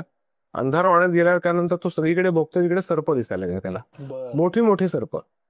आणि मग तो स्वामींना म्हणाला की स्वामी, इकडे सगळीकडे हे सर्प आहेत, हे काय करायचं? स्वामी म्हणाले हो ना, आवडले, हवे तेवढे घे, हवे तेवढे घे. तर त्याला असा प्रश्न पडला की अरे आपण यांना गुरु मानलाय, आपण यांना नाही कसं म्हणायचं. त्याच्या संदर्भात पण त्याला अनुभूती कशामुळे आली होती, तर त्याचं कारण असं होतं की तो जेव्हा चालला होता तेव्हा स्वामी काटेरी झाडावरती किंवा काट्यांचा, असं मोठ्या मोठ्या काट्यांचा त्यांनी असा पलंग केला होता आणि त्यावर स्वामी झोपले होते. हे बघून त्याला लक्षात आलं होतं की हे अवतारी पुरुष आहेत, म्हणून त्याने त्यांना गुरु केला. त्याला हे देखील लक्षात आलं की काहीतरी लीला आहे, पण काय ते काही कळत नाहीये. तो असा प्रश्न चिन्हामध्ये, मग त्याने, काही जण म्हणतात की त्याने अंगावरचं वस्त्र, काही जण म्हणतात की डोक्यावरचा जो फेटा होता तो काढला आणि ते वस्त्र त्याने नागावर टाकलं एका. आणि मग त्यानंतर मग त्याने तो नाग उचलला आणि मग स्वामी म्हणले चल. मग ते बरोबर आले. तो प्रश्नचिन्हाचाच होता की आता आपण काय बोलणार. त्याच्या बायकोने मग दुसऱ्या दिवशी विचारलं सकाळी त्याला की काय दिलं काय, तुम्ही त्या बुवा बरोबर फिरत बसता, तर काय मिळालं काय? ते म्हणले काय नाही, ते एक दिलंय, त्यामध्ये नाग दिलंय, नाग का साप. ते सोडण्याच्या दृष्टीने दोघे नवरा बायको बाहेर आले. सोडण्याच्या दृष्टीने त्यांनी ते उघडलं तर एक अख्खा, म्हणजे मी काय म्हणतो, मला तो सोन्याचा नाग झाला होता, पूर्ण जाड. म्हणजे त्याला नागच म्हणू का अजून काय म्हणता येईल मला सांगता येत नाही, पण तो किती किलोचा असेल काय सांगता येत नाही. आणि अशा प्रकारे त्याची दळेंद्री गेली आणि तो परत दोघेही मग उभयता स्वामीच्या दर्शनासाठी आले. स्वामींनीच त्यांना आशीर्वाद दिला आणि सांगितलं की सुखाने संसार करा, तुझं कल्याण होईल. हा एक अनुभव आहे. कृष्ण भट कापशीकर नावाचे एक सद्गृहस्थ होते, ते पण मंगळवेढ्याला असायचे. तर त्यांना पूजन विधी वगैरे करण्यासाठी जावं लागायचं. तर त्यांची जी गाय होती ती भाकड होती, म्हणजे तिला दूध येत नव्हतं. तर मग तिथे स्वामींनी तिथे देखील लीला केल्या. मी एकदम शॉर्टमध्ये सांगतो. स्वामी तिथे गेले आणि मग त्यांनी सांगितलं की मला ह्याच गायीच्या दशम्या हव्यात दुधाच्या, सांगितलं. आणि मग अर्थभयकरला वाटले की ही भाकड ही कशी दूध देणार आहे, पण ती पण दुग्धवती झाली. ते एका फक्त स्वामींच्या कृपा कटाक्षाने ही सगळी गोष्ट घडून आली. चांबळ्या नावाचा एरिया आहे. तर चांबळ्यात एक रामदासी बुवा राहायचे. रामदासी बुवा म्हणजे काय की ज्यांनी सज्जनगडावर जाऊन रामदासी दीक्षा घेतली, त्यांना रामदासी म्हणतो आपण, जे राम भक्ती करतात आणि मग राम संकीर्तन करत असतात. तर रामदासी बुवा राहायचे. तर त्यांचा एक आश्रम होता. तिकडे स्वामींना त्यांनी बोलवलं. स्वामी त्यांच्याकडे गेले. स्वामींनी तिकडे त्यांनी भोजन दिलं. स्वामींनी ते भोजन ग्रहण केलं आणि स्वामींना झोप आली. म्हणून स्वामींनी ठरवलं की आपण वामुख कुक्षी घ्यायची, म्हणजे डाव्या कुशीवर आपण थोड्या वेळ झोपायचं. दुपारची वेळ होती. स्वामी थोड्या वेळ तिकडे आडवे झाले आणि कोहडले. तर ते तिकडे झोपले. तर त्याचा फायदा घेण्यासाठी ते जे रामदासी बुवा होते त्यांना असं वाटलं की आता स्वामी आपल्याकडे आलेच आहेत, तर ते आपल्याकडेच राहू दे. आणि मग समजा आता हे सगळे फिरतात, मग आपल्याला त्यांचं वारंवार दर्शन होणार नाही, मग आपल्याला त्यांच्याशी बोलता येणार नाही. या सगळ्या मनातल्या विचारांमुळे त्यांनी काय केलं, स्वामी झोपले त्याचा फायदा घेऊन अख्ख्या संपूर्ण आश्रमाला जायला यायला कुठे जागा नव्हती, फक्त एकच दरवाजा. त्या दरवाजाला त्यांनी कुलूप लावलं बाहेरून. त्यामुळे आपापल्या ते कामाला गेले. संध्याकाळ होण्याच्या वेळेला, म्हणजे साधारण संध्याकाळ होण्याला 1-2 तास काही वेळ असताना ते परत आले. ते परत आल्यानंतर त्यांनी बघितलं तर स्वामी भीमा नदीच्या तटी, भीमा नदीच्या इकडे वाळवंटात तिकडे लहान मुलांबरोबर बसलेले होते. तर तो आश्चर्यचकित झाले ते, म्हणजे रामदासी बुवा. आणि मग ते स्वामींना नमन केलं, पाया पडले, माफी मागितली स्वामींची. स्वामींनीही त्यांना माफ केलं आणि मग ते परत आले, बघितलं तर कुलूप तसंच, कुलूप उघडलं. मग स्वामींचा परत यथोचित सन्मान केला. अशा प्रकारे स्वामींच्या या महाराष्ट्रातल्या लीला तर झाल्याच. स्वामींनी ऍक्च्युअल जो प्रवेश महाराष्ट्रात किंवा आपण अक्कलकोटमध्ये जो म्हणू, तर तो प्रवेश झाला 1856ला. 1856-1857 दरम्यान त्यांचा अक्कलकोटमध्ये ऍक्च्युअल प्रवेश झाला. आणि तिथून पुढच्या त्या लीला आहेतच, पण थोडे काही संदर्भ फक्त मी काही सांगतो. की म्हणजे आता इतर काही संतांबद्दल तुम्ही ऐकलं असेल की वासुदेवानंद सरस्वती टेंबे स्वामी जे होते, त्यांच्याबद्दलचं एक वर्णन मी ऐकलंय किंवा मी त्यांचा पण लेख मी पाहिले, वाचले. त्यामध्ये एक आला की बावडेकर नावाचे एक गृहस्थ होते जे स्वामींचे शिष्य होते, श्री स्वामी समर्थांचे. मग बावडेकर जे होते ते एकदा वाडीला गेले, नरसोबाच्या वाडीला. नरसोबाच्या वाडीला गेल्यानंतर त्यांच्या मनात अशी इच्छा निर्माण झाली की आता वाडीला आपण दर्शनाला आलोय तर आपण इकडे यज्ञ करू, अशा त्यांच्या मनात इच्छा निर्माण झाली. तिकडे वासुदेवानंद सरस्वती परमहंस परिव्राजकाचार्य असलेले स्वतः वासुदेवानंद सरस्वती टेंबे स्वामी इकडे होते. तर त्यांना अंतर्ज्ञानाने कळलं की यांच्या मनात काय चाललंय. तर त्यांनी स्वतःहूनच त्यांना सांगितलं, टेंबे स्वामींनी बावडेकरांना सांगितलं की तुमचे अक्कलकोटचे श्री स्वामी समर्थ जे सद्गुरू आहेत ते साक्षात पूर्ण अवतार, पूर्ण ब्रह्म दत्तात्रेय आहेत. त्यांना विचारल्याशिवाय काही करू नका. तुम्हाला यज्ञ करायचा असेल तर त्यांना विचारा आणि मग करा. हे अशा प्रकारे हा इतर संतांच्या चरित्रातही स्वामींचा हा उल्लेख येतो. अजून ब्रह्मचैतन्य गोंदवलेकर महाराज यांच्या चरित्रातला एक उल्लेख असा आहे की जेव्हा ब्रह्मचैतन्य गोंदवलेकर महाराज सद्गुरूच्या शोधासाठी फिरत होते सगळीकडे, बऱ्याच ठिकाणी गेले आणि ते महान महान संतांना भेटले. त्यापैकी ते आपल्या परमात्मा स्वामींच्या दिशेने त्यांना त्यांची भेट घेण्याच्या दृष्टीने जेव्हा अक्कलकोटमध्ये येत होते त्यावेळेला स्वामी सकाळपासूनच अतिशय खुश होते, अतिशय आनंदी. आणि ते सारखे म्हणत होते की अरे माझा बाळ येतोय, अरे माझा बाळ येतो, माझा बाळ येतोय, असं करत करत सगळ्यांना सांगत होते. आणि मग म्हणत होते त्याला जर कोणी काय बोलला ते याद राखा, सगळ्यांना सांगत होते. मग सगळीकडे म्हणजे अगदी रेलचेल चालू होती, आवरावली सगळीकडे, सायले सुग्रास अन्न वगैरे बनवायचं असं वगैरे ठरलं होतं. आणि ते आल्यानंतर मग त्यांनी स्वामींचं म्हणजे ब्रह्मचैतन्यांनी स्वामींचं दर्शन घेतलं. तेव्हा ब्रह्मचैतन्य गोंदवलेकर महाराज काही म्हणजे कमी वयाचे होते, म्हणजे 10 वर्षाचा आतील त्यांचं वय होतं त्यांचं. तर त्यांनी दर्शन घेतलं. स्वामींनी त्यांना सांगितलं, त्यांना बसवलं, मांडीवर बसवलं आणि डोळं केलं. त्यांना सांगितलं की म्हणजे हा माझा बाळ आहे, सगळ्यांची ओळख करून दिली. आणि त्यांना सांगितलं की हे बघ मी तुझा गुरु नाहीये, म्हणजे या जन्मात आता तुझा गुरु वेगळा आहे, तर तुला तर गुरुच्या शोधात जावं लागणार आहे. आणि स्वामींच्या अर्थात ते ओळखलं. आणि त्यांना मग तिथेच एक ताट होतं डाळिंबाने भरलेलं, ते डाळिंबाने भरलेलं ताट जे स्वामींनी स्वतः ग्रहण केलं होते त्यातलीच त्यांनाही काही ग्रहण करायला सांगितले. ब्रह्मचैतन्य गोंदवलेकर महाराजांनी ते ग्रहण केलं. आणि त्यानंतर ते ताट त्यांनी इतर भक्तांना दिलं आणि सांगितलं की हा आमच्या दोघांचा प्रसाद, हा प्रसाद सगळ्यांनी ग्रहण केला.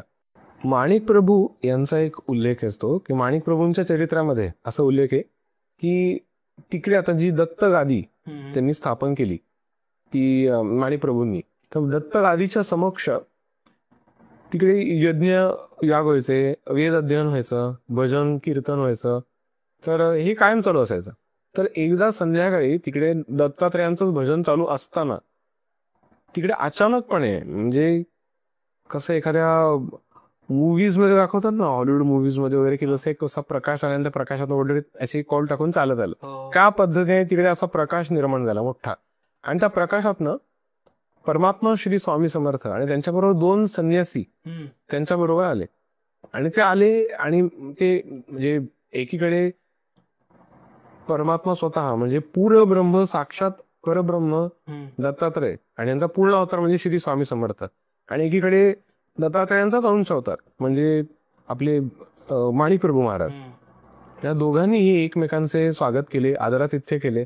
आणि मग माणिक प्रभू महाराजांनी त्यांना सांगितलं की तुम्ही बसा, त्यांना आसन दिलं बसायला, तुम्ही इथे बसा. त्यांना पुष्पहार त्यांना अर्पण केला, त्यांना व्हायला. आणि तिथे एक प्रसंग असा सापडतो की तिथे दर्शनाला, माणिक प्रभूंच्या दर्शनासाठी बाबा सबनीस म्हणून एक जण आले होते. त्यांनी सांगितलं बाबा सबनीसांना की हे अक्कलकोटला आता जाणार आहेत, यांचं नाव श्री स्वामी समर्थ, हे आता त्यांचं अवतार कार्य यांचं सुरू झालेलं आहे, तर हे तुमचे गुरु आहेत. यांना शरण जा, यांचंच नमन करत राहा. आणि तिथेच उपस्थित एक व्यक्ती ज्याचं नाव विश्वनाथ, आपण सुरुवातीला जेव्हा आपण पॉडकास्टच्या सुरुवातीला जेव्हा लीला वैभव आपला सुरू झाला तेव्हा वामन बुवांच्या गुरु लीलामृताचं जेव्हा वर्णन मी करत असताना त्याचा मी एक छोटासा उल्लेख केला होता बघा, की स्वामींनी वामन वैद्य म्हणजे वामोरीकर यांच्या वडिलांना सांगितलं होतं की तुमचा प्रथम मुलगा वेणीमाधव आणि द्वितीय मुलगा विश्वनाथ, त्याला कर्नाटक या क्षेत्री आम्ही दर्शन देऊ. ते हा दर्शन प्रसंग मी तिथे माणिकप्रभू विश्वनाथ नावाच्या त्या व्यक्तीला, विश्वनाथ वैद्य, त्याच्याकडे वळून म्हणाले की हे श्री अक्कलकोटचे स्वामी समर्थ, यांना कायम हृदयात ठेव, यांना गुरुस्थानी मान आणि यांचं कायम तू पूजन करत राहा, तू मनातल्या तुझ्या सगळ्या इच्छा ते पूर्ण करतील. असा हा एक उल्लेख सापडतो. या व्यतिरिक्त कृष्ण सरस्वती यांचं देखील एक आहे. कृष्ण सरस्वती यांची समाधी कोल्हापूरमध्ये आहे. कृष्ण सरस्वती जे होते ते देखील गुरुच्या शोधात सगळे फिरत होते. गुरुच्या शोधात सगळीकडे जात असताना त्यांना असं त्यांचं बेचैन झालं की कधी मला माझा गुरु भेटेल. त्यावेळेला असे ते सगळे सैरा वेरा फिरत असताना साक्षात महादेव, काही ठिकाणी उल्लेख असा आहे की शंकर आणि काही ठिकाणी उल्लेख असा आहे की खंडेराय, म्हणजे खंडेराय शंकर आहे, तर खंडेराय स्वरूप शंकर हा तिकडे ब्राह्मण वेशात त्यांच्या समक्ष आला. आणि ते कृष्ण सरस्वती त्या ब्राह्मणाला म्हणाले की असे कोणी सद्गुरू, सत्पुरुष किंवा परमेश्वर रूप असलेली कुठली व्यक्ती तुम्हाला भेटली आहे का? मला त्यांची भेट हवी आणि मला लगेच दर्शन द्या, नाहीतर आम्ही आत्ताच्या आत्ता डोकं आपटेल, असं ते म्हणायला लागले.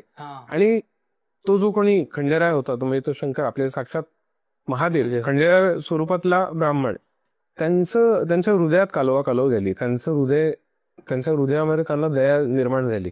आणि मग ते म्हणाले की तू काळजी करू नकोस, माझाच अंश तुझ्यात आहे, ते तुला लक्षात येईल, तू अक्कलकोट या ठिकाणी जा आणि तिकडे तुला तुझ्या गुरुची प्राप्ती होईल. अक्कलकोट क्षेत्री ते गेले. इकडे त्यांनी स्वामींची भेट घेतली. स्वामींना अतिशय आनंद झाला की त्यांचा एक शिष्य त्यांना भेटायला आला. आणि मग स्वामींनी त्यांना सांगितलं की चल माझ्या बरोबर. तेव्हा अक्कलकोटला एका जंगलाच्या ठिकाणी गेले, जंगल एरियामध्ये ते तिकडे गेले. आतमध्ये गेल्यानंतर स्वामींनी त्यांना सांगितलं की तू बसून त्यांच्या डोक्यावरती हात ठेवला. तुम्ही आजही कोल्हापूरला जर गेलात आणि तिकडे कृष्ण सरस्वती यांचं जे मंदिर आहे त्याचे 2 स्थान आहेत, तर एक समाधी स्थान आहे आणि अजून एक मंदिर आहे. तर तिकडे बॅक साईडला जेव्हा आपण दर्शन घेऊन पलीकडे आपण प्रदक्षिणा काढतो तिकडे हा फोटो आहे, म्हणजे पेंटिंग आहे. अतिशय सुंदर वाटतं की स्वामींनी त्यांच्या डोक्यावर हात ठेवलाय आणि त्यांना समाधी अवस्था लागली. तर हा प्रसंग आहे त्याबद्दल की स्वामींनी त्यांच्या डोक्यावर हात ठेवला आणि त्यांना समाधी लागली. आणि त्या समाधी लागल्यानंतर स्वामींनी त्यांना ती अनुभूती तर दिलीच, आणि मग त्यानंतर स्वामी देखील काही वेळ ब्रह्मानंद अवस्थेत, दोघेही ब्रह्मानंद अवस्थेत पूर्णपणे होते. त्यानंतर ती अवस्था उतरली, समाधीतून ते बाहेर आले. बाहेर आल्यानंतर स्वामींनी त्यांना सांगितलं की आता तू करवीर या क्षेत्री जा. करवीर म्हणजे कोल्हापूर.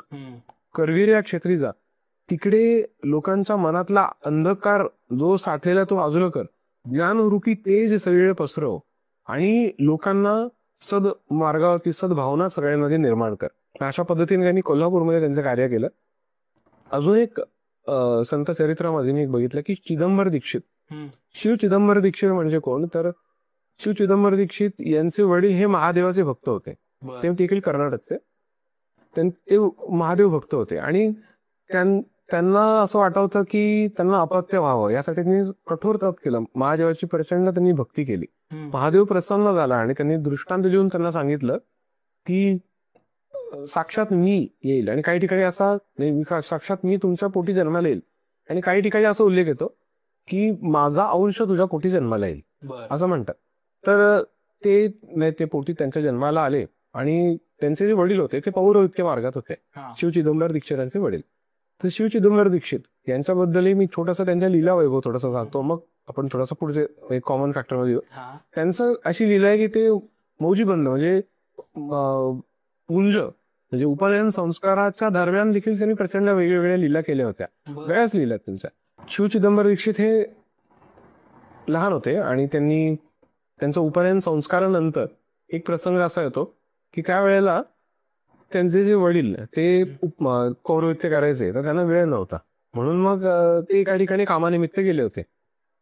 तिकडे श्री चिदंबर दीक्षित लहान असलेले ते म्हणाले की ते एक व्रत होतं गजगौरीचं व्रत, गजगौरी व्रताची पूजा होती. तर त्यासाठी ते लहान होते. ते म्हणाले की मी येतो. ते गेले आणि त्यांनी ते सगळं मंत्र म्हणत म्हणत तिकडं मातीचा त्यांनी हत्ती बनवला.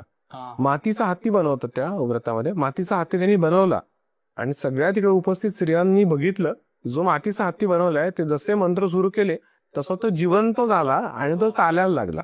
ही एक लीला सगळ्यांनी बघितलेली. तिकडे त्यांनी दररोज अक्षरशः त्या काळात ते हजारो लोकांना दररोज अन्नदान करायचे, दररोज हजारो लोकांना. आणि त्यांची लीला वैभव मोठाच, प्रश्नच नाही. त्यांना देखील दत्त अंशावतारी देखील म्हणतात त्याला, ते देखील दत्त अंशावतारी पुरुष होते. अजून त्यांनी एक वर्णन येतं की एका पंक्तीमध्ये इकडे तूप संपलं म्हणून त्यांनी नदीतलं पाणी घेतलं त्या लोट्यात आणि मग ते वाटायला लागले तर ते तूप झालं होतं. तर याबद्दल एकदा स्वामींना कोणीतरी प्रश्न केला होता की तुम्ही शिव चिदंबर दीक्षितांना ओळखता का? तर श्री स्वामी समर्थ स्वतः म्हणाले होते की त्याने तिकडे यज्ञ घातला होता, त्याने तिकडं अन्नदान केलं होतं, त्यावेळेला तिकडं तूप पडायला होतं मी. त्याने तिकडे यज्ञ घातला होता त्यावेळेला मला आमंत्रण दिलं होतं, मी स्वतः त्या यज्ञाला उपस्थित होतो. असा देखील एक म्हणजे उल्लेख तिकडे आढळतो आपल्याला. यांच्याबद्दल अजून एक गोष्ट मला या गोष्टीमुळे मला एक गोष्ट आठवली अजून की स्वामी हयात असतानाच त्यांची जयंती साजरी व्हायची, म्हणजे प्रकट दिन साजरा व्हायचा स्वामी असतानाच. म्हणजे हे स्वामी सुतांच्याच काय म्हणू आपण इनिशिएटिव्हमुळे हे सगळं शक्य झालं. आणि स्वामी हयातीत असतानाच त्यावेळेला जागा स्थान निश्चित झालं. मी एक लेख वाचला तो त्यामध्ये की आता जे आपण समाधी मठ म्हणतो तर ते समाधी मठाची पण जागा निश्चित झाली. तर स्वामी हयातीत असताना ती निश्चित झाली. तर त्यावेळेला त्याचं पूजन करण्यासाठी म्हणजे तिकडे काय काय स्थापन करायचंय तर तिकडे आम्रकोटेश्वर लिंग किंवा तिकडे सिद्धिविनायक जो होता त्याला मयुरेश्वर सिद्धिविनायक, आम्रकोटेश्वर लिंग आणि मयुरेश्वर सिद्धिविनायक स्थापन करायचं आहे. ब्रह्मानंद गुफा तिकडे बनवायची. तर या सगळ्या गोष्टीसाठी त्यावेळेला पूजन करण्यासाठी अण्णा दीक्षित म्हणजे शिव चिदंबर दीक्षितांचे पौत्र म्हणजे नातू हे स्वतः आले होते. म्हणजे हा देखील एक कोरिलेशन येते या सगळ्यामध्ये. हे मला सांगण्याचा हेतू असा की आपण श्री स्वामी समर्थांना ओळखतो, आपला आराध्य आहे, आपण त्यांना परम सद्गुरू मानतोच, अर्थात ते आहे. पण इतर संतांच्या देखील चरित्रामध्ये त्यांचा उल्लेख येतो. म्हणजे हा मी खूप कमी उल्लेख केलेला आहे. या व्यतिरिक्त देखील खूप वेगवेगळे उल्लेख आढळतात आणि हे सगळे स्वामींचेच अंश, हे सगळेच दत्त अंशावतारी. तर मी आशा करतो की मी काही प्रमाणात सांगण्याचा जो काही प्रयत्न केलाय तो लोकांना आवडला असेल. आणि अर्थात जी प्रार्थना सुरुवातीला केली होती की हा संपूर्ण पॉडकास्ट बघत असताना लोकांना अशी अनुभूती येऊ की त्यांनी एक प्रकारे ही भक्तीच केलेली आहे. तर याची फलश्रुती सर्वांना प्राप्त होई. परत एकदा परमात्मा स्वामींच्या चरणी प्रार्थना. श्री गुरु. दादा, पुन्हा एकदा तुमचे खूप खूप आभार. एवढं छान तुम्ही लीला सांगितल्यात आणि आता आपण महाराष्ट्रपर्यंत पोहोचलेलो आहे. तर आमच्या सगळ्यांची म्हणजे कॉस्मोस्टार मीडियाची आणि सगळ्या प्रेक्षकांची एक रिक्वेस्ट आहे की पुढच्या महिन्यात म्हणजे जेव्हा अक्षय तृतीया आहे आणि स्वामींची पुण्यतिथी पण आहे तर त्यावेळी आपण महाराष्ट्राच्या पुढच्या म्हणजे महाराष्ट्रात आल्यानंतरच्या काही लीला तुम्ही आम्हाला प्लीज त्यावेळी सांगा. हो, नक्की नक्की. आणि मी त्या पद्धतीने आता कामाला लागेलच. आतापर्यंत आपल्याला ज्या काय आता लीला सांगितल्या अर्थातच स्वामींच्या योजनेने सगळं झालं. इथून पुढचा माझा आता हाच प्रयत्न राहील की आता अक्कलकोटमध्ये आल्यानंतर स्वामींनी कोणत्या कोणत्या लीला धारण केल्या त्याबद्दल आपण बोलूच नंतर. नक्कीच. आणि मी नेहमी सांगतो तसं दादांचं युट्यूब चॅनल आहे आदिगुरु संप्रदाय परिवाराचा आपल्या, तर त्याला पण सबस्क्राईब करा, इंस्टाग्रामला सुद्धा फॉलो करा. आणि तुम्हाला आमचे एपिसोड कसे वाटतात, पॉडकास्ट कसे वाटतात हे सुद्धा सांगा. आम्ही लवकरच एक सरप्राईज घेऊन येतच आहोत तुमच्यासाठी, सो तेही कसं वाटतंय सांगा. तर दादा, आपलं स्वीट टॉक्सच्या रिच्युअल प्रमाणे आपण आजचा पॉडकास्ट एंड करूयात. आणि पुन्हा एकदा तुम्हाला सुद्धा स्वामींच्या प्रकट दिनाच्या खूप खूप शुभेच्छा. तुम्हाला काही सांगा असं वाटेल प्रेक्षकांना? सर्वप्रथम म्हणजे सगळ्यांना आपण आता ज्या काही पॉडकास्टमध्ये स्वामींबद्दलच्या ज्या ज्या लीला आपण बघितल्या तर त्या अनुभवून स्वामींबद्दलच्या ज्या ज्या लीला आपण बघितल्या त्या अशा प्रकारे बघण्याचा प्रयत्न करा की तिकडे आपण समक्ष थांबून आपण सगळं अनुभवतोय. आणि मला खात्री आहे की स्वामी ह्या सगळ्या प्रक्रियेला, माझ्या या प्रयत्नांना आणि आपण सर्वजण जे काही वेळ देणार आहात या सगळ्या संपूर्ण व्हिडिओला बघण्यासाठी, ऐकण्यासाठी, तर या संपूर्ण प्रक्रियेला भक्तीचं स्थान देतील, आपल्या सर्वांच्या सात्विक धर्मबद्ध इच्छा पूर्ण करतील अशी मला पूर्ण माझी इच्छा आहे आणि मला खात्री आहे की नक्कीच असं होईल. तर सगळ्यांनी पेशन्स ठेवून पूर्ण सगळं काही बघा. येस, नक्कीच. आणि दादा, स्वीट टॉक्सच्या रिच्युअल प्रमाणे आपण पॉडकास्टला एंड करूयात आणि श्री स्वामी समर्थ म्हणूया. श्री स्वामी समर्थ.